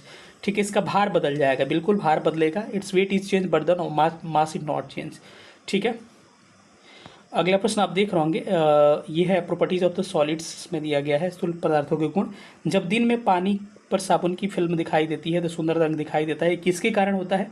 ये किसके कारण होता है? इंटरफेरेंस ऑफ लाइट, यानी प्रकाश का व्यक्तीकरण के कारण होता है। एक ठोस के सीधे गैस में परिवर्तन होने को क्या कहते हैं? उसको सब्लिमेशन कहा जाता है, यानी कि ऊर्ध्वपातन कहा जाता है। ठीक है, सब्लिमेशन इसका ज़्यादा अप्रोप्रिएट होगा इंग्लिश। ठीक है, यानी कि कोई भी सॉलिड है और डायरेक्ट गैस में कन्वर्ट हो रहा है। जैसे कि आपने देखा होगा कपूर को देखा होगा, कपूर क्या होता है? सॉलिड जलता है तो सीधे क्या होता है? वाष्प में चेंज होता है। ये सब किसका होता है? सब्लिमेशन का एग्जाम्पल है, यानी कि ऊर्ध्वपातन का एग्जाम्पल है। अगला है कि विंडो या घरेलू क्लीनर या परफ्यूम स्प्रे के रूप में इस्तेमाल किए जाने वाले स्प्रे बोतलों में निम्नलिखित में से किस पर काम करती है? तो ये किस पे काम करती है भाई, बर्नौली सिद्धांत पे काम करती है, ठीक है, बर्नौली प्रिंसिपल पे काम करती है। आप छिड़कते या सैलून वगैरह में आपने देखा होगा। अगला प्रश्न है कि बर्फ का एक टुकड़ा पानी से लबालब भरे बीकर में तैर रहा है, जब बर्फ पिघलेगा तो क्या होगा, कोई परिवर्तन नहीं होता है, क्योंकि जितना जगह लेता है उतना जगह वो पिघलने के बाद से वो कवर्ड कर लेता है। तो क्या होगा, बीकर में पानी का स्तर, एक मिनट रुकिए, तो बीकर में पानी का स्तर, ये गलत तो हो गया ना, कह रहे जल स्तर में कोई चेंजेस नहीं होगा, यानी कि क्या होगा कि the water level is will not change, ठीक है। वर्षा के बूंदों को गोलाकार आकृति का कारण क्या होता है, पृष्ठ तनाव होता है, सरफेस टेंशन होता है। देखिए सरफेस टेंशन क्या होता है, किसी चीज को ना खींच के रखना क्या होता है, सरफेस टेंशन कहलाता है, अंदर खींच के रखता है। देखिए यानी कि टेंशन होता है ना, जब मैं बार बार कहता हूँ कि जब भी आपको प्रेशर लगेगा तो टेंशन होगा, तो खींच कर रखिएगा। तो देखिएगा बूंद पड़ता है तो ऐसे खींच कर रखता है, तो इसको किसके कारण होता है, सरफेस टेंशन यानी पृष्ठ तनाव के कारण हो पाता है। सबसे ज़्यादा श्यानता यानी विस्कोसिटी सबसे ज़्यादा किसकी होती है, तो जितना ऑप्शन दिया है इसमें सबसे अधिक शहद का यानी कि हनी का क्या होता है, विस्कोसिटी ज़्यादा होता है। गाढ़ापन को ही श्यानता कहते हैं। प्रेशर कुकर में खाना जल्दी बन जाता है क्यों भाई, प्रेशर कुकर में खाना जल्दी क्यों बनता है, ठीक है, क्योंकि क्या होता है कि हाई प्रेशर पे हमारा और हाई टेम्परेचर पे पानी उबलना जल्दी स्टार्ट हो जाता है, कि उच्च दाब के कारण पानी उच्च तापमान पर उबलने लगता है, ठीक है। हाई प्रेशर होगा तो हाई टेम्परेचर पे पानी उबलेगा, और जितना हाई टेम्परेचर पे पानी उबलेगा उतना ही जल्दी खाना बनेगा, ठीक है। आप वही जाइएगा पहाड़ों पे, तो पहाड़ पे क्या होता है, उल्टा होता है, प्रेशर कम हो जाएगा, तो क्या होगा, लो टेम्परेचर पे पानी उबलना स्टार्ट होगा, जिसके कारण क्या होगा, आपका खाना लेट से बनेगा। तो ये घुमा के पूछ सकता है कि आंसर क्या होगा, due to high pressure water से start boiling at the high temperature. Option number B क्या होगा, इसका राइट आंसर हो जाएगा। बैरोमीटर की ऊंचाई के अचानक वृद्धि करने का इंगित करता है क्या, देखिए इसका इंपॉर्टेंट है ये। अगर बैरोमीटर की ऊंचाई में अचानक वृद्धि, बैरोमीटर अगर अचानक बढ़ जाता है तो उसका मतलब क्या होगा, मौसम कैसा होगा, एक्सट्रीमली ड्राइड सीजन, ठीक है, अत्यंत क्या होगा, शुष्क होगा, ठीक है। बैरोमीटर का रीडिंग अचानक से गिरता है, ठीक है, तो अचानक से अगर रीडिंग गिरेगा तो क्या होगा, तूफान का इंडिकेशन होता है। जैसे रीडिंग जो होगा ना अचानक से गिर जाएगा तो क्या होगा, तूफान का इंडिकेशन होगा। इसका रीडिंग अगर धीरे धीरे गिरेगा तो वर्षा धीरे धीरे गिरती है, ऐसे याद रखिएगा। रीडिंग धीरे धीरे गिरेगा तो वर्षा का इंडिकेशन होगा, अचानक गिरेगा तो क्या होगा, आपका तूफान का इंडिकेशन होगा। और वहीं अगर ऊंचाई में अचानक से अगर बढ़ गया, अचानक से अगर बैरोमीटर देखिए अचानक से गिरा तो तूफान, अचानक से बढ़ा तो क्या होगा, ड्राई मौसम, हमारा एक्सट्रीमली ड्राई मौसम क्या हो जाएगा सीजन हो जाएगा। लेकिन अगर धीरे धीरे गिरेगा तो क्या होगा, मौसम क्या होगा, वर्षा होगा, ठीक है। तो ये सारा बात याद रखिएगा, इंपॉर्टेंट है। दृश्य, चलिए इस पर बात करते हैं हम लोग। दृश्य स्पेक्ट्रम का तरंगदैर्घ्य क्या होता है, मतलब कि जो हम देख सकते हैं आँख से, the range of wavelength of the visual spectrum is, तो ये बेसिकली देखिएगा तो 3800 से लेके या 3900 लेकर 78 एंगस्ट्रम होता है।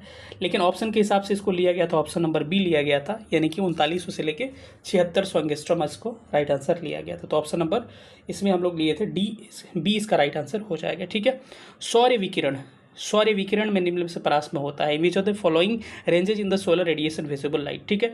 तो ये वही हो जाएगा, कहने का मतलब कि नैनोमीटर में जब आइएगा ना तो जीरो कम हो जाता है, ठीक है। तो याद रखिएगा वही ये 4,000 एंगस्ट्रम से 7,000 एंगस्ट्रम का रेंज दे रहा है लगभग, तो वही क्या होगा, राइट आंसर हो जाएगा, ठीक है। इसको कन्वर्ट करिएगा तो जीरो बढ़ जाता है, ठीक है, बस ऐसे याद रखिएगा। अगर नैनोमीटर में आएगा तो क्या होगा, जीरो घट जाएगा यहाँ से, और जब एंगस्ट्रम में जाएगा तो बढ़ जाएगा, ठीक है, क्योंकि उसका लॉन्ग प्रोसेस है, 10⁻10 लगाते हैं माइनस तब निकलता है, लेकिन उतना बताना जरूरी नहीं है। 2 कैंडेला का एक संविदिक स्रोत जितना प्रकाश फ्लैक्स है वो है, ठीक है। An isotropic source of 2 candela produce as light flux equal to the yes कितना होगा भाई, इसका राइट आंसर हो जाएगा ऑप्शन नंबर 8 ल्यूमेन। ये न्यूमेरिकल है, यहाँ बताना पॉसिबल नहीं है, ठीक है। अगला प्रश्न है, कह रहा है कि सही कथन को चुनिएगा, तो राइट स्टेटमेंट इसमें चूज करिएगा तो क्या होगा, कह रहा है कि the wavelength of red light is a less than the violet, तरंग दैर्घ्य जो होता है लाल प्रकाश का बैगनी से कम होता है। क्या ये सही है, बिल्कुल गलत है भाई। सबसे अधिक जो वेवलेंथ होता है वीब की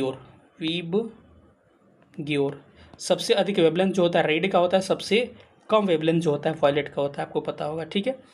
ये तो पढ़ा हुआ है कि the wavelength of red light is the longer than the violet, ठीक है। क्या होगा, बी इसका राइट होगा। लाल प्रकाश का तरंग दैर्घ्य बैगनी से क्या होता है, ज़्यादा होता है। प्रकाश की गति किसके बीच जाते हुए न्यूनतम होती है, through which of medium will the speed of the light is the minimum, ठीक है, इंपॉर्टेंट प्रश्न, इसको याद रखिएगा। तो ये डिपेंड करता है किस पे, रिफ्रैक्टिव इंडेक्स पे। चलिए हम डिस्कस करते हैं डिटेल में थोड़ा सा। मुझे लग रहा है ना कि इसको डिटेल में थोड़ा डिस्कस करना होगा क्योंकि इंपॉर्टेंट टॉपिक है। देखिए, एक होता है रिफ्रैक्टिव इंडेक्स यानी कि अपवर्तनांक, एक को कहते हैं डेंसर मीडियम सघन माध्यम, एक को कहते हैं विरल यानी कि रेयर मीडियम। विरल मतलब दूर दूर, डेंसर मतलब नज़दीक नज़दीक। ठीक है, तो याद रखिएगा कि जिस मीडियम का रिफ्रैक्टिव इंडेक्स जितना अधिक होगा उतना ही पास पास घना होता है। फिर से मैं बोल रहा हूँ कि जिस मीडियम का, जिस माध्यम का रिफ्रैक्टिव इंडेक्स जितना ज़्यादा होता है वो उतना ही पास पास होता है, उतना ही घना होता है, सघन होता है। ठीक है, तो याद रखिएगा कि इसमें, और जो जितना ही सघन होगा उसमें स्पीड ऑफ लाइट उतना ही कम होगा। अरे भाई, कोई चीज़ दूर दूर रहेगा तो उसमें जाना आसान होगा, कोई कुछ नज़दीक सटा हुआ होगा कम होगा। यानी कि सीधे से एक ही बात लास्ट में याद रखिएगा कि जिसका रिफ्रैक्टिव इंडेक्स यानी कि जिसका अपवर्तनांक जितना अधिक उस पर स्पीड ऑफ लाइट उतना ही कम, सीधे उल्टा होता है।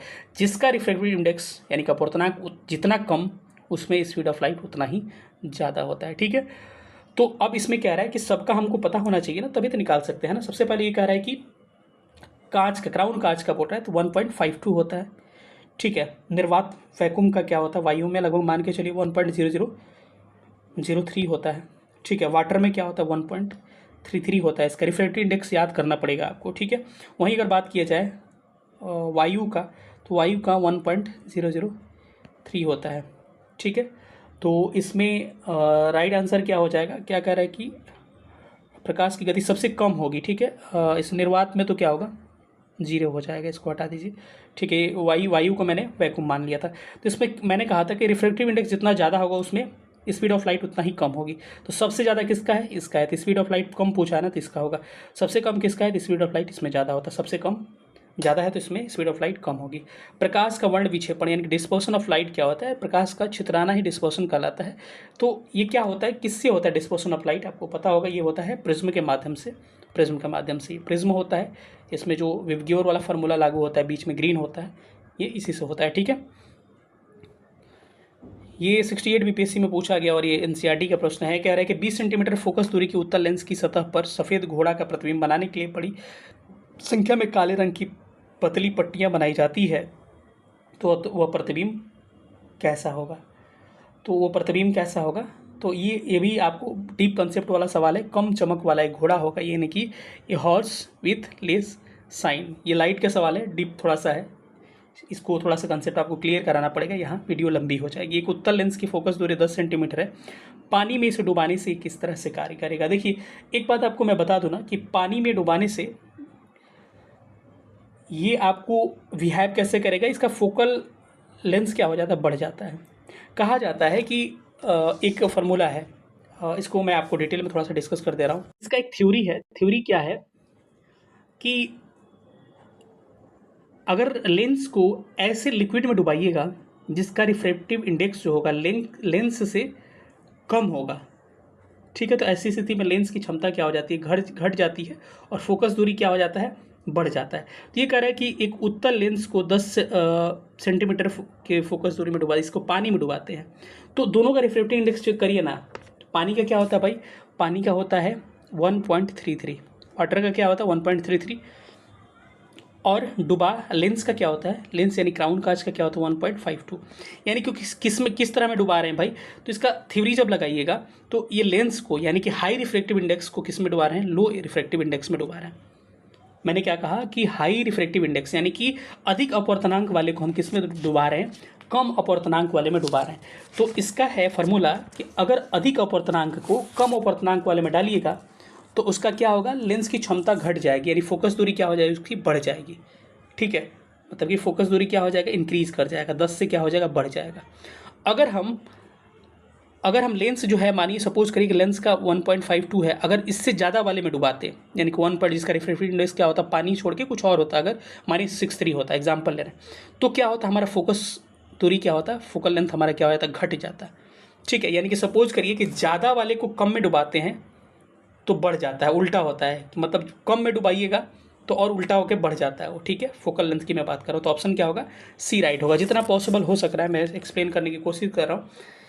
ठीक है, अगले प्रश्न पर आते हैं कि अगला प्रश्न ये पीपीएससी टीचर में पूछा हुआ सवाल था। ठीक है, अगला प्रश्न है कि हालांकि दृश्य प्रकाश में जल पारदर्शक होता है, दूरस्थ वस्तुओं को जल की महीन बूंदों से निर्मित कुहरे में नहीं देख सकते हैं, यह इसलिए होता है क्योंकि, ठीक है, ये क्यों होता है?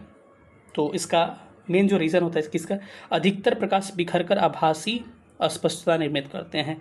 Most of light scatters and the creates virtual obscurity, मतलब कि क्या होता है कि सारा प्रकाश कोहरा वगैरह में बिखर जाता है, जिसके कारण हमको दिखाई क्लियरली नहीं देता है। ठीक है, एक वर्णी होगा, एक वर्णी प्रकाश एक माध्यम से दूसरे माध्यम में प्रवेश करता है, निम्नलिखित में से क्या नहीं बदलता? याद रखिएगा कि unidirectional light penetrates from one medium to another medium, which of the following properties not change. एक याद रखिएगा कि एक चीज़ नहीं बदलता है मैक्सिमम चीज़ों में, और क्या नहीं बदलता है भाई? फ्रिक्वेंसी नहीं बदलता है, सब कुछ बदल जाता है, फ्रिक्वेंसी नहीं बदलेगा। ये भी बदल जाएगा, वेलोसिटी भी बदल जाएगा, फ्रिक्वेंसी क्या होता है हमारा चेंज नहीं होता है। दृष्टि की खराब निकट दृष्टि को किस नाम से जानते हैं? यानी कि मायोपिया कहते हैं। किस नाम से जानते हैं हम लोग इसको? मायोपिया के नाम से जानते हैं। कहीं है क्या मोतियाबिंद? कोई है ही नहीं। हाइड्रोमेट्रोपिया में मतलब क्या होता है? दूरदृष्टि होता है, तो इसका क्या होगा? मायोपिया हो जाएगा। ठीक है, मायोपिया में क्या होता है कि निकट की दृष्टि, नज़दीक की वस्तु दिखाई देती है लेकिन दूर की वस्तु नहीं दिखाई देती। इसके लिए हम लोग क्या लगते हैं? कॉनकेव लेंस यानी कि अवतल लेंस लगाते हैं। वही हाइपरमेट्रोपिया में क्या होता है? दूरदृष्टि दोष में क्या होता है कि दूर की वस्तु तो दिखाई देती है लेकिन नज़दीक की नहीं दिखाई देती है। उल्टा होता है, जो दोष होगा वहीं दिखाई देगा। ठीक है, और इसमें हम लोग क्या करते हैं? कन्वेक्स लेंस का प्रयोग करते हैं। ठीक है, ये सारी बातें आपको ध्यान रखना पड़ेगा। मायोपिया वह बीमारी जिसमें व्यक्ति नहीं देख सकता है। Myopia is the disease in the which the person is not able to see. क्या नहीं देखिएगा भाई? यानी कि नज़दीक की वस्तु मायोपिया है ना, तो कहाँ की वस्तु नहीं देख पाइएगा? निकट दृष्टि दोष है तो आप निकट का तो देख पाइएगा लेकिन दूर का नहीं देख पाइएगा। ठीक है, तो डिस्टेंट ऑब्जेक्ट क्लियरली। ठीक है, निकट दृष्टि दोष किसके प्रयोग से उपचारित किया जा सकता है? क्या होगा? कॉनकेव लेंस हो जाएगा। ऑप्शन नंबर 13 का बी करेक्ट हो जाएगा। ठीक है, अगले प्रश्न पे आते हैं।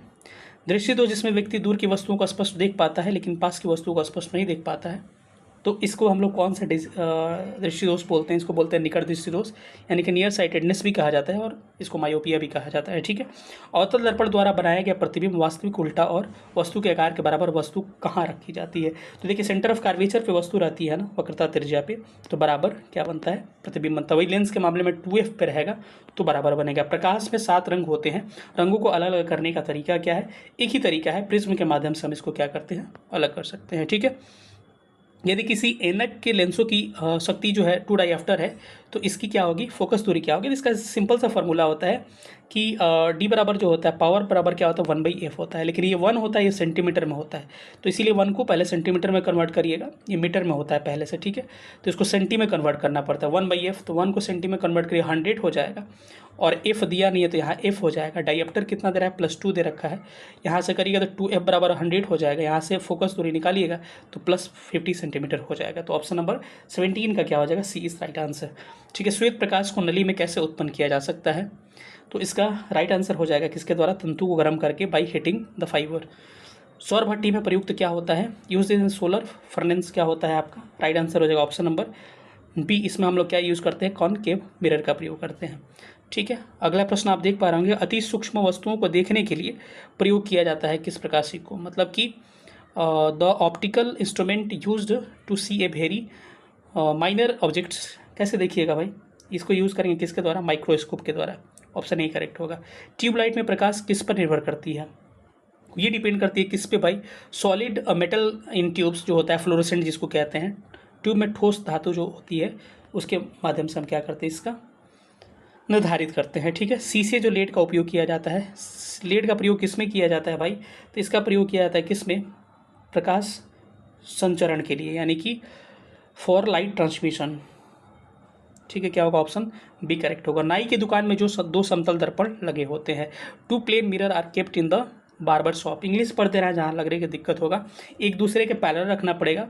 देखिएगा, आप देखे होंगे एक दूसरे के समानांतर रखा जाता है उसको। जब प्रकाश एक माध्यम से दूसरे माध्यम में जाता है तो निम्न में से क्या नहीं बदलता है? इसका फ्रिक्वेंसी नहीं बदलता, यानी कि 24 का ऑप्शन नंबर सी क्या होगा? राइट हो जाएगा। पढ़ने में काम आने वाले लेंस, कौन सा लेंस प्रयोग करते हैं भाई? वैसा लेंस ही प्रयोग करेंगे ना जो बड़ा बनाकर दिखाएगा। तो मिरर में छोटा से बड़ा दिखाता है कौन भाई?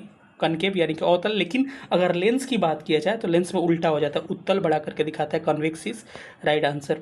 दर्पण के सामने खड़े एक व्यक्ति को अपना प्रतिबिंब अपने से बड़ा लगता है, इसका मतलब क्या है भाई? दर्पण की बात करा, मैंने कहा कि मिरर में आपको अपने से बड़ा प्रतिबिंब देखने के लिए अवतल लगेगा। मिरर में क्या होता है कि अपने से बड़ा प्रतिबिंब बनाता है कौन? कॉनकेव बनाता है, अवतल बनाता है, लेकिन लेंस में उल्टा हो जाता है, ठीक है, लेंस में कॉन्वेक्स बनाता है, ठीक है। आवर्धक कांच में किस प्रकाश का लेंस का प्रयोग किया जाता है? तो किसका प्रयोग किया जाएगा भाई? उत्तल लेंस का, यानी लेंस की आवर्धक मतलब बड़ा करना, तो ये लेंस की बात आ गई ना, तो इसमें कॉन्वेक्स लेंस का प्रयोग करेंगे, ऑप्शन सी इज राइट। प्रकाश विकिरणों की प्रकृति होती है, कैसी होती है भाई? ये कई तरह का, ये एक तरह से क्या होंगे, वेव और पार्टिकल दोनों की तरह काम करते हैं। लाइट जो होता है वेव और similar to both wave and particle. प्रकाश नहीं कहते हैं, प्रकाश जो होता है हमारा कण की तरह भी व्यवहार करता है, तरंग की तरह भी व्यवहार करता है, आपने पढ़ा होगा, ठीक है। विवर्तनी झंझरी डिफ्रैक्शन ग्रेटिंग्स कह रहा है, ग्रेटिंग का उपयोग विवर्तन पैटर्न प्राप्त करने के लिए नीली रोशनी की किरण का उपयोग किया गया है। यदि नीली रोशनी के स्थान पर पीली रोशनी का प्रयोग किया जाए तो क्या होगा? तो क्या होगा भाई? विवर्तन पैटर्न व्यापक और दूर दूर हो जाएगा, ठीक है। The diffraction pattern becomes wider and the further apart, ठीक है, option C is right answer. Raman प्रभाव यानी कि रमन इफेक्ट जो है सर सीवी रमन के कारण, रमन के बारे में निम्नलिखित में से कौन सा कथन सही है? इनके बारे में सत्य कथन क्या है कि प्रकीर्णित प्रकाश की आवृत्ति प्रकीर्णन के साथ बढ़ती भी है और घटती भी है। The frequency of scattered light also increase after scattering and is also decrease. मतलब कि क्या होता है कि पहले क्या होता है, प्रकीर्णित प्रकाश की आवृत्ति पहले क्या होती है, बढ़ती है, और उसके बाद क्या हो जाती है, घटती है।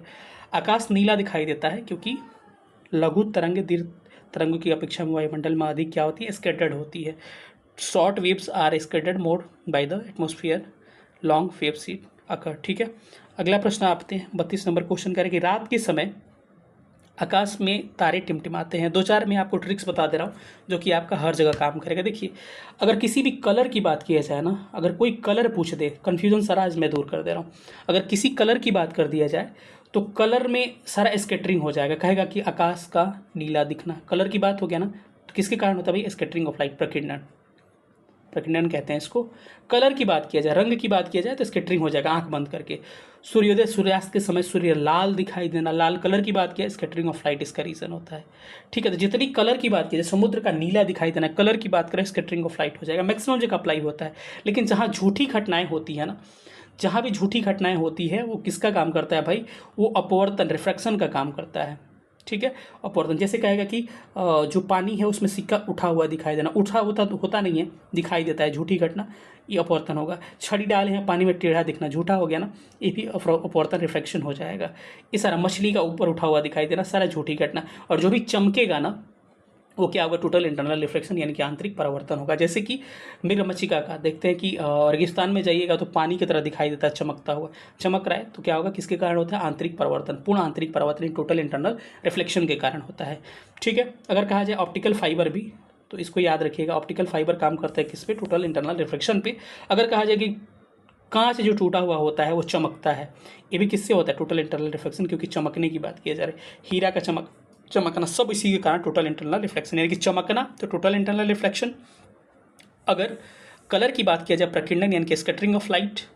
अगर बात किया जाए झूठी घटना का, तो scattering of refraction of light, ठीक है। अब देखिए यहाँ पे काम कर जाएगा। रात के समय खुले आकाश में तारों के टिमटिमाने को समझा जा सकता है। तारे टिमटिमाते नहीं हैं, वो दिखते हैं टिमटिमाते हुए, यानी कि झूठी घटना है। तो इसको एक्सप्लेन किया जा सकता है किसके माध्यम से? एक्सप्लेन कर सकते हैं हम प्रकाश का अपवर्तन यानी कि रिफ्रैक्शन ऑफ लाइट के माध्यम से, क्योंकि झूठी घटना है। सौर ऊर्जा निम्न में से किससे प्राप्त की जाती है? सूर्य से प्राप्त की जाएगी। प्रकाश की गति निम्न में से किस माध्यम में सबसे कम होगी? सबसे कम उसी में होगी जिसमें क्या होगा कि आपका क्या होगा, जिसमें सबसे अधिक क्या होगा, उसका रिफ्रैक्टिव इंडेक्स होगा। वाटर का क्या होता है? 1/33 होता है, वायु का 1/0003 होता है, निर्वात का 0 हो जाता है, और कांच का 1.52 होता है। किसका सबसे अधिक है भाई? इसका, तो इसका न्यूनतम हो जाएगा। सबसे अधिक स्पीड किस में होगा? वैक्यूम में, क्योंकि ये 0 है, सबसे कम में, ठीक है। तो ऑप्शन क्या होगा? डी राइट हो जाएगा। सूर्य के समय धरती की सतह पर पहुँचने पर कितना समय लगता है भाई? सूर्य के प्रकाश को धरती पर पहुँचने में कितना समय लगता है? 8.5 मिनट के आसपास, लेकिन एग्जैक्ट एक बार 8 मिनट लिया है। सूर्य का प्रकाश को धरती पर पहुंचने में 8 मिनट लिया था, 8 मिनट 16-17 सेकंड लगता है, लेकिन ये लगभग में लिया था, और ऑप्शन उपयुक्त में से नहीं था तब भी लिया था। तो याद रखिएगा, ऐसा प्रश्न पूछे तो एक बार पूछा है इसको, और नया ट्रेंड पे भी पूछा, ये तो 95 वाला है, उसमें ये ऑप्शन नहीं था, लेकिन फिर से अभी एक बार पूछा था 65 में से, तो उसमें 8 ही लिया था। तो 8 मिनट, ज़्यादा चालाक मत बनिएगा, उपयुक्त में से कोई नहीं मत मारिएगा। निम्नलिखित में से कौन सा एक वैकल्पिक ऊर्जा का भंडार है? तो क्या हो जाएगा, इसका राइट आंसर होगा सोलर एनर्जी। ठीक है, चैप्टर ये समाप्त होगा, अगला चैप्टर पे चलते हैं, उष्मागतिकी एक चैप्टर है, इसको हम लोग देखने की कोशिश करते हैं। वह ताप बिंदु जिस पे तीनों अवस्थाएं पाई जाती है, मतलब सॉलिड लिक्विड गैस तीनों पाया जाता है, क्या बोलते हैं इसको बोलते हैं त्रिक बिंदु, यानी कि आपको ट्रिपल पॉइंट के नाम से जाना जाता है। 40 डिग्री सेल्सियस का मान फ़ारेनहाइट में कितना होगा, यही तो हम बताने आए हैं आपको कि 40 डिग्री सेल्सियस का मान फ़ारेनहाइट में कितना होगा। इसके एक फार्मूला होता है, फार्मूला को यूज़ करिए, आंसर पाइए। फार्मूला क्या होगा, C/5F-32/9, जिसको लगा दीजिए। क्या दिया है, डिग्री सेल्सियस, यानी C वाला वैल्यू दिया है तो 40/5 हो जाएगा और F-32/9 हो जाएगा। 5/8 40 हो जाएगा, 8×9 72 बराबर F-32 हो जाएगा। जोड़िएगा मेरे भाई तो F बराबर क्या हो जाएगा, 72 को जोड़िएगा तो 4 हो गया, 7×3 10 हो गया, 104 फ़ारेनहाइट। फार्मूला याद कर लीजिए, C/5F-32/9 क्या होता है, फार्मूला होता है, स्क्रीनशॉट लेना है तो ले सकते हैं। चलिए, कमरे को ठंडा किया जा सकता है किसके द्वारा भाई, संपीड़ित गैसों को छोड़ के, ऑप्शन क्या होगा, bye releasing the compressed gas. ठीक है, अगला प्रश्न, निम्न में से कौन सा ऊष्मा का सबसे अधिक कुचालक है, यानी कि कौन सा क्या है, वर्स्ट कंडक्टर है हीट का। तो इसमें राइट आंसर आपका क्या हो जाएगा, शीशा हो जाएगा, लेडीज राइट आंसर। और सबसे अच्छा कौन होता है भाई, सिल्वर होता है। ठीक है, स्टीम इंजन कैसे काम करता है, तो ये चलता है किस पे भाई, उष्मा से चलता है, यानी कि भाई फ्रॉम हीट। ठीक है, वाताकुलिन यंत्र से किस कारण ठंडा होता है, यानी कि जो भी आप यूज़ करते हैं, क्या conditioner, air conditioner, AC use करते हैं, तो ठंडा करने का तरीका एसी का क्या होता है, तो by pressing and releasing the gas, यानी गैसों को दबाने और मुक्त करने से क्या होता है, रूम हमारा ठंडा होता है। एक पंखा गर्मी के मौसम में आराम की अनुभूति देता है, क्यों देता है भाई, कि हमारा पसीना तेजी से क्या होता है, वाष्पीकृत होता है, वेपरेट हो जाता है, जिसके कारण हमको ठंडी महसूस होती है। Our sweat evaporates rapidly. ठीक है, कमरे में रखा रेफ्रिजरेटर का दरवाज़ा अगर खोल दिया जाए तो कमरा क्या हो जाता है, गर्म हो जाता है। ठीक है, ऑप्शन सी क्या होगा, इसका करेक्ट आंसर हो जाएगा। यदि रेफ्रिजरेटर के दरवाजे को कुछ घंटे के लिए खोल दिया जाए तो टेम्परेचर क्या हो जाएगा मेरे भाई, टेम्परेचर बढ़ जाएगा। ठीक है, इंक्रीज हो जाएगा। पानी का डेंसिटी जो होता है, घनत्व जो होता है, अधिकतम किस पे होता है, आपने पढ़ा होगा किस पे होता है, लेकिन जो भी होगा, लेकिन मैं एक कंसेप्ट क्लियर कराऊंगा कि ज़िंदगी में कभी नहीं भूलिएगा, ऐसा कंसेप्ट आपको आज देने वाले हैं। तो क्या कंसेप्ट के लिए तैयार हैं, बिल्कुल, क्योंकि मेरा काम है कंसेप्ट, रट्टू क्वेश्चन तो आप लगा सकते हैं, लेकिन कंसेप्ट वाला सेक्शन को मैं कवर करने के लिए तैयार हूँ। आइए हम कंसेप्ट वाले सेक्शन पे चलते हैं कि इस तरह का प्रश्न कोई गलती नहीं होगा, क्योंकि ये तो याद कर लीजिएगा 4 डिग्री सेल्सियस, लेकिन अगर कहेगा कि एक बार बढ़ रहा है एक बार घट रहा है, तो वैसे प्रश्नों को कैसे डील करिएगा, उसके लिए मैं दिखाता हूँ आपको। वाला मेरा ग्राफ याद रखिएगा, ज़िंदगी में कभी ऐसे प्रश्न गलती नहीं होंगे। ये तो आसान प्रश्न था ना, एक टफ क्वेश्चन भी पूछता है तब भी आप गलत नहीं कर पाइएगा। ठीक है, वही वाला प्रश्न था ये। देखिए, ये वाला ग्राफ जो दिख रहा है ना, ये डेंसिटी का है, और ये वाला किसका है, वॉल्यूम का है, यानी कि ये है आयतन, ये है आयतन का, ये क्या है, घनत्व का है। ठीक है, याद रखिएगा कि टोकरी जैसा उल्टा हुआ टोकरी रहेगा, कटोरा रहेगा डेंसिटी वाले में, और सीधा कटोरा रहेगा किसके, वॉल्यूम में। जब भी कटोरा याद रखिएगा तो वॉल्यूम को याद करने लगेगा। अब इस पर हम डेंसिटी लिखे हुए हैं इस वाले, और नीचे वाले पे टेम्परेचर। टेम्परेचर क्या है, 1 2 3 4 5 6 7 8 9 10 करके है। ठीक है, अब जो है ऐसे ग्राफ हम बना लेते हैं। तो अच्छा बताइए कि डेंसिटी मैक्सिमम किस पे हो रहा है भाई, ये क्या पूछा था प्रश्न, घनत्व तो सबसे अधिक होगा, यही पूछा था ना। तो सबसे अधिक डेंसिटी, यही ग्राफ है ना डेंसिटी का, तो सबसे ये लाइन हाईएस्ट कहाँ पे गया है, यहाँ पे गया है। और कितना यहाँ टेम्परेचर है, 4 डिग्री सेल्सियस। तो याद रखिए मेरे भाई कि सबसे अधिक डेंसिटी जो होती है कितना पे होती है, 4 डिग्री सेल्सियस पे होती है। ठीक है, अगर वॉल्यूम की बात किया जाए तो वॉल्यूम इसका उल्टा हो जाता है यहाँ पर, और ग्राफ उल्टा हो जाता है, यानी कि सबसे कम वॉल्यूम कितना पे होता है, तो सबसे नीचे ग्राफ कहाँ गया है, 4 डिग्री सेल्सियस पे, यानी कि maximum density at 4 degree Celsius and minimum volume of 4 degree Celsius. अब ये प्रश्न घुमा के भी पूछ सकता है कि अगर टेम्परेचर को पहले क्या किया जाए, टेम्परेचर को अगर 0 डिग्री सेल्सियस से 10 डिग्री सेल्सियस लेके चला जाए तो हमारा वॉल्यूम क्या होगा, समझ रहे हैं ना। अगर टेम्परेचर को 0 डिग्री सेल्सियस से 10 डिग्री सेल्सियस लेके चला जाए तो हमारा वॉल्यूम क्या होगा, ऐसे प्रश्न पूछा जाता है। तो पहले वॉल्यूम घटेगा फिर बढ़ेगा। अगर कहेगा कि अगर टेम्परेचर को 0 से 10 डिग्री सेल्सियस लेके चलते हैं तो हमारा क्या होगा, डेंसिटी यानी कि घनत्व क्या होगा, पहले हमारा घनत्व बढ़ेगा और फिर घटेगा। दोनों को ग्राफ याद कर लीजिएगा, कभी प्रश्न गलत यहाँ से नहीं होगा। चलिए आते हैं टॉपिक पे। सवाल क्या था? सवाल यही था ना कि पानी का मैक्सिमम डेंसिटी कितना पे होता है, कितना पे होगा 4 डिग्री सेल्सियस, और 4 डिग्री सेल्सियस पे क्या होता है, मिनिमम वॉल्यूम होता है। तो ऑप्शन क्या होगा 10 का बी करेक्ट हो जाएगा। अगला प्रश्न है 50 डिग्री सेल्सियस का मान फ़ारेनहाइट में C/5 F-32/9 लगा दीजिए, आपको आंसर निकल के आ जाएगा। आपके लिए प्रश्न रहा, राइट आंसर इसका ऑप्शन 122 फ़ारेनहाइट होगा। ठीक है, आप बना लीजिएगा इसको। अधिक ऊंचाई पर द्रवों का क्वथनांक क्या होता है? समझ रहे हैं ना, यानी कि बॉइलिंग पॉइंट क्या होगा अगर हाईएस्ट पिक पे लेकर चले, घटेगा भाई, क्योंकि मैंने कहा था कि ऊपर जाने पर प्रेशर घटेगा, टेम्परेचर कम टेम्परेचर पे ही क्या होने लगेगा, पानी उबलने लगेगा, जिसके कारण समय ज़्यादा लगेगा तो घटता है। ठीक है, के कारण पानी की उत्कृष्ट शीतलता का कारक है। ठीक है, इसका राइट आंसर क्या हो जाएगा? ऑप्शन नंबर सी, उच्च विशिष्ट ऊष्मा, यानी कि इसका ऑप्शन हो जाएगा हाई स्पेसिफिक हीट। ठंडे के दिनों में लोहे के टुकड़े और लकड़ी के गुटके को प्रातः काल में छुएं तो लोहा का गुटका हमको ठंडा लगता है। ठंडा में को लकड़ी का गुटका ले लीजिएगा और लोहा ले लीजिएगा और रात में रख दीजिएगा और सुबह में छुइएगा उसको। ठीक है, अब ये ठंडा लगेगा कौन? लोहा वाला। तो ठंडा लगने का कारण क्या है, यही आपसे पूछ रखा है, प्रैक्टिकल पढ़िए। तो लकड़ी की तुलना में लोहे में ऊष्मा का संचालन क्या होता है? अच्छा संचालक होता है, यानी कि गुड कंडक्टर होता है। और कोई अगर संचालन होगा तो हीट ज़्यादा, अरे नहीं भाई, जैसे हीट होता है वैसे ही आपका उसमें कूलिंग भी ट्रांसफर उसी के माध्यम से होता है। ठीक है, ऑप्शन क्या होगा? बी करेक्ट हो जाएगा। चलिए अगले प्रश्न पर चलते हैं। अगला प्रश्न करेंगे हीट वेव के संबंध में, ये ज्योग्राफी का प्रश्न है। ठीक है, यहाँ देखना ठीक नहीं है। लोला की कालावधि यानी कि टाइम पीरियड ऑफ पेंडुलम किस पे डिपेंड करता है भाई? तो ये डिपेंड करता है किसके? लंबाई के ऊपर डिपेंड करता है। ठीक है, डिपेंड्स अपॉन लेंथ। ठीक है, गर्मी के दिन में वही लेंथ बढ़ जाता है, तो लेंथ बढ़ेगा तो क्या होगा, हमारा घड़ी स्लो हो जाती है। ठंडी के दिन में छोटा हो जाता है, जिसके कारण हमारी घड़ी फास्ट हो जाती है। ठीक है, अनुदैर्ध्य तरंग यानी कि लॉन्गिट्यूडनल वेव्स, इसमें से कौन सा है? तो ऑप्शन के हिसाब से क्या हो जाएगा? ध्वनि क्या है हमारा? साउंड जो होता है हमारा लॉन्गिट्यूडनल वेव होता है, जिसको चलने के लिए मीडियम की आवश्यकता नहीं पड़ती है। दो उत्तरोत्तर श्रृंग और दो उत्तरोत्तर गर्ग को हम लोग क्या कहते हैं? यानी कि 2 क्रस्ट और 2 क्या ट्रफ्स को हम क्या कहते हैं? इसको वेवलेंथ कहा जाता है। ऑप्शन नंबर थर्ड का बी करेक्ट होगा। विद्युत चुम्बकीय तरंगों का स्पीड जो क्या है? विद्युत चुम्बकीय तरंग वैसे इलेक्ट्रोमैग्नेटिक वेव्स उसको कहा जाता है जो लाइट के स्पीड से चलता है, यानी कि 3 × 10⁻⁸ मीटर प्रति सेकेंड के स्पीड से चलता है। Option number A is right answer. चौथा का क्या होगा? ए करेक्ट आंसर हो जाएगा। कास्मिक किरणें क्या होती है? कास्मिक किरणें क्या होती है भाई? तो कास्मिक किरणें क्या होती है? जो भी चार्ज पार्टिकल होते हैं ना, उसको कास्मिक किरणें कहा जाता है। वातावरण मुख्य रूप से किसके द्वारा गर्म होता है? तो ये गर्म होता है किसके द्वारा? दीर्घ तरंगीय स्थलीय विकिरण। ये ज्योग्राफी का क्वेश्चन है कि short wave short radiation, geography का क्वेश्चन है। ठीक है, आंतों के रोगों के निदान में निम्न में से किसका प्रयोग करते हैं?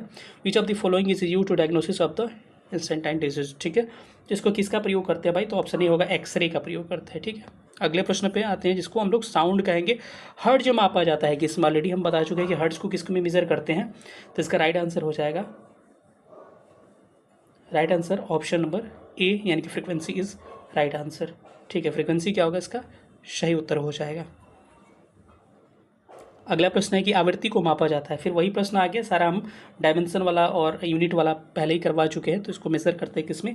हर्ट्ज में मेजर करते हैं। ठीक है, ध्वनि की तीक्ष्णता किसके द्वारा निर्धारित होती है? What is the determinants of the sharpness of the sound? तो देखिए, साउंड पतला है कि मोटा है, किस पे डिपेंड करता है? ये डिपेंड करता है किस पे? हमारा आपके फ्रिक्वेंसी पे डिपेंड करता है। और फ्रिक्वेंसी डिपेंड करता है तो ऑप्शन में है नहीं, तो फ्रिक्वेंसी हो गया, या फिर उसी के क्या होता है, उसी के सप्लीमेंट में क्या होता है? वेवलेंथ होता है, क्योंकि ये इन्वर्सली प्रोपोर्शनल होता है। जब एक ध्वनि तरंग एक माध्यम से दूसरे माध्यम में जाती है तो क्या नहीं बदलता है भाई? बार बार याद रखिएगा, फ्रीक्वेंसी इसकी चेंज नहीं होती है। ऑप्शन ए राइट होगा। वायु में ध्वनि तरंग होती है, क्या होती है भाई? अनुदैर्ध्य ही होगा ना, यानी कि लॉन्गिट्यूडनल होगा। ऑप्शन नंबर बी करेक्ट हो जाएगा। एक संगीत कार्यक्रम में ऑर्केस्ट्रा बजाने से पहले एक सितार वादक तनाव को समायोजित करने की कोशिश करता है और स्ट्रिंग को उपयुक्त रूप से बांधता है। ऐसे करने का कारण क्या होता है? तो चलिए, ऐसा करने का कारण क्या होगा भाई? तो नहीं कहते कि अभी तबला ठोक रहे हैं, बजा रहे हैं। इसका कारण है कि अन्य वाद्य यंत्रों की आवृत्ति के साथ सितार स्ट्रिंग की आवृत्ति को मिलाते हैं ये लोग। ठीक है, अगला प्रश्न है 100 डेसिबल का प्रबलता स्तर संगत होगा किसके बराबर होगा भाई? तो ये होगा आपके एक मशीन शॉप से आने वाले शोरगुल।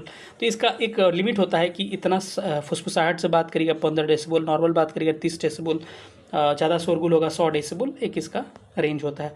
अल्ट्रासोनिक वेव्स क्या होती है?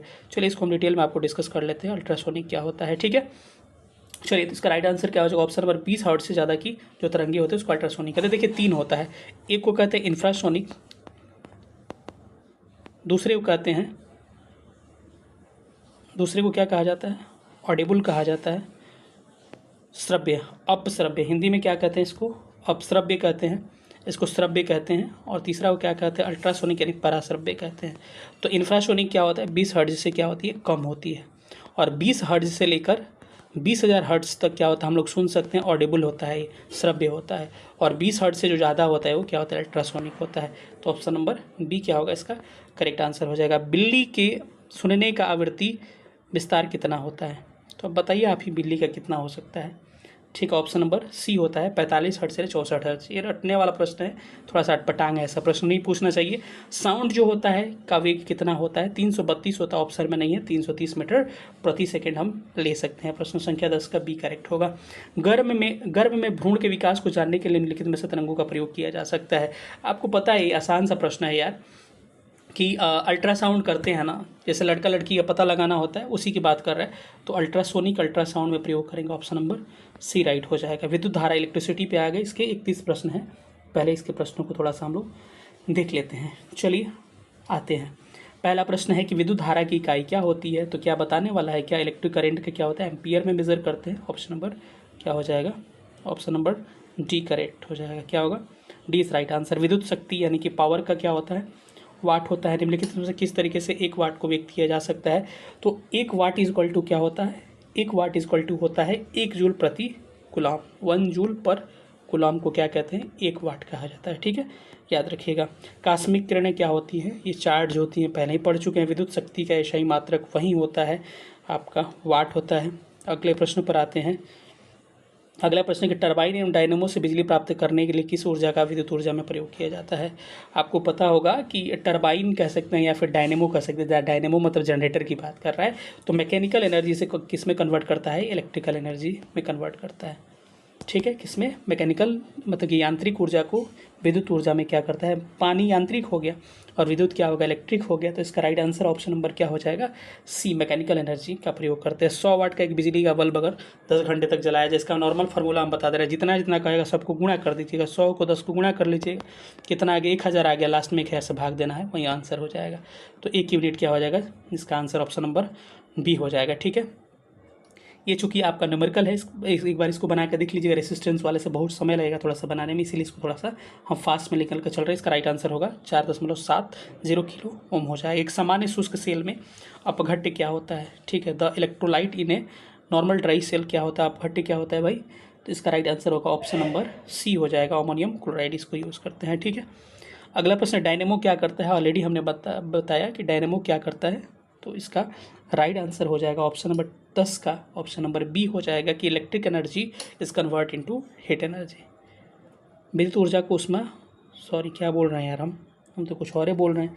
सी ऑप्शन होगा, electric energy is convert into mechanical energy, यानी कि विद्युत ऊर्जा को यांत्रिक ऊर्जा में क्या करता है? विद्युत मोटर कन्वर्ट करता है। विद्युत धारा, विद्युत मोटर की बात करते हैं तो सी हो जाएगा। डायनेमो क्या करता है? विद्युत मोटर क्या करता है? चलिए इसको पहले अलग अलग कर लेते हैं। डायनेमो क्या करता है? दोनों को करते हैं। डायनेमो को क्या करता है? यांत्रिक ऊर्जा को विद्युत ऊर्जा में कन्वर्ट करता है, यानी कि मैकेनिकल एनर्जी को आपको कन्वर्ट करता है इलेक्ट्रिकल एनर्जी में। वहीं विद्युत मोटर क्या करता है? इलेक्ट्रिकल एनर्जी को कन्वर्ट करता है किस में? मैकेनिकल एनर्जी में। तो ऑप्शन इसका सी हो जाएगा। विद्युत धारा निम्न में से किस उपकरण से मापी जाती है? तो right answer option number D हो जाएगा। विद्युत धारा की बात कर रहे हैं तो ऑप्शन नंबर बी हो जाएगा। एमीटर से मापा जाता है। विद्युत धारा किस उपकरण से मापी जाती है? तो ऑप्शन नंबर बी एमीटर हो जाएगा। अगले प्रश्न पर आते हैं कि फोटो इलेक्ट्रिक सेल एक ऐसा उपकरण है जो क्या करता है? प्रकाश ऊर्जा को विद्युत ऊर्जा में बदलता है। Converts light energy into electrical energy. ठीक है, सेल से ही होता है कि फोटो इलेक्ट्रिक सेल से क्या होता है? सोलर एनर्जी से आपको लाइट को कन्वर्ट करता है किस में? आपको इलेक्ट्रिकल एनर्जी में। सौर सेल एक उपकरण है जो प्रकाश ऊर्जा को विद्युत ऊर्जा में परिवर्तित करता है। हमें ऊर्जा का उच्चतम उत्पादन दोहन के समय प्राप्त होता है जब सूर्य हमारे सिर के ठीक ऊपर होता है, क्योंकि 15 का राइट आंसर हो जाएगा ऑप्शन नंबर ए।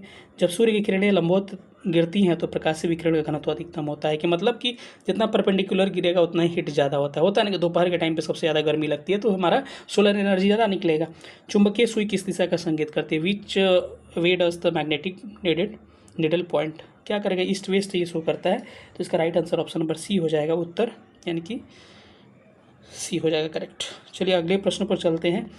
चुंबकत्व अनुचुंबकत्व सिद्धांत निम्न में से किसके द्वारा प्रदर्शित किया जाता है? फॉर विच, ऊपर चला गया, paramagnetic theory of magnetism is demonstrated by which of the following. तो इसका राइट आंसर क्या हो जाएगा? राइट आंसर हो जाएगा कि प्लेटिनम के द्वारा, यानी कि डी करेक्ट होगा। आइंस्टीन को नोबेल प्राइज़ किसके लिए मिला था? तो आपको पता होगा किसके लिए मिला था, फोटोइलेक्ट्रिक इफेक्ट के लिए मिला हुआ था। अगला प्रश्न है, विद्युत ऊर्जा के लिए कौन सी धातु का उपयोग किया जाता है? तो इसमें प्रयोग किया जाता है किसका? भाई यूरेनियम का प्रयोग किया जाता है। ठीक है, प्रश्न संख्या 20 पे चलते हैं। आमतौर पर सुरक्षा फ्यूज़ लगाने के लिए होने वाले तार पदार्थ का बना होता है। फ्यूज़ जो लगाते हैं घरों में, उसमें पदार्थ जो बना होता है किसका बना होता है? बना होता है टीन और शीशे का बना होता है।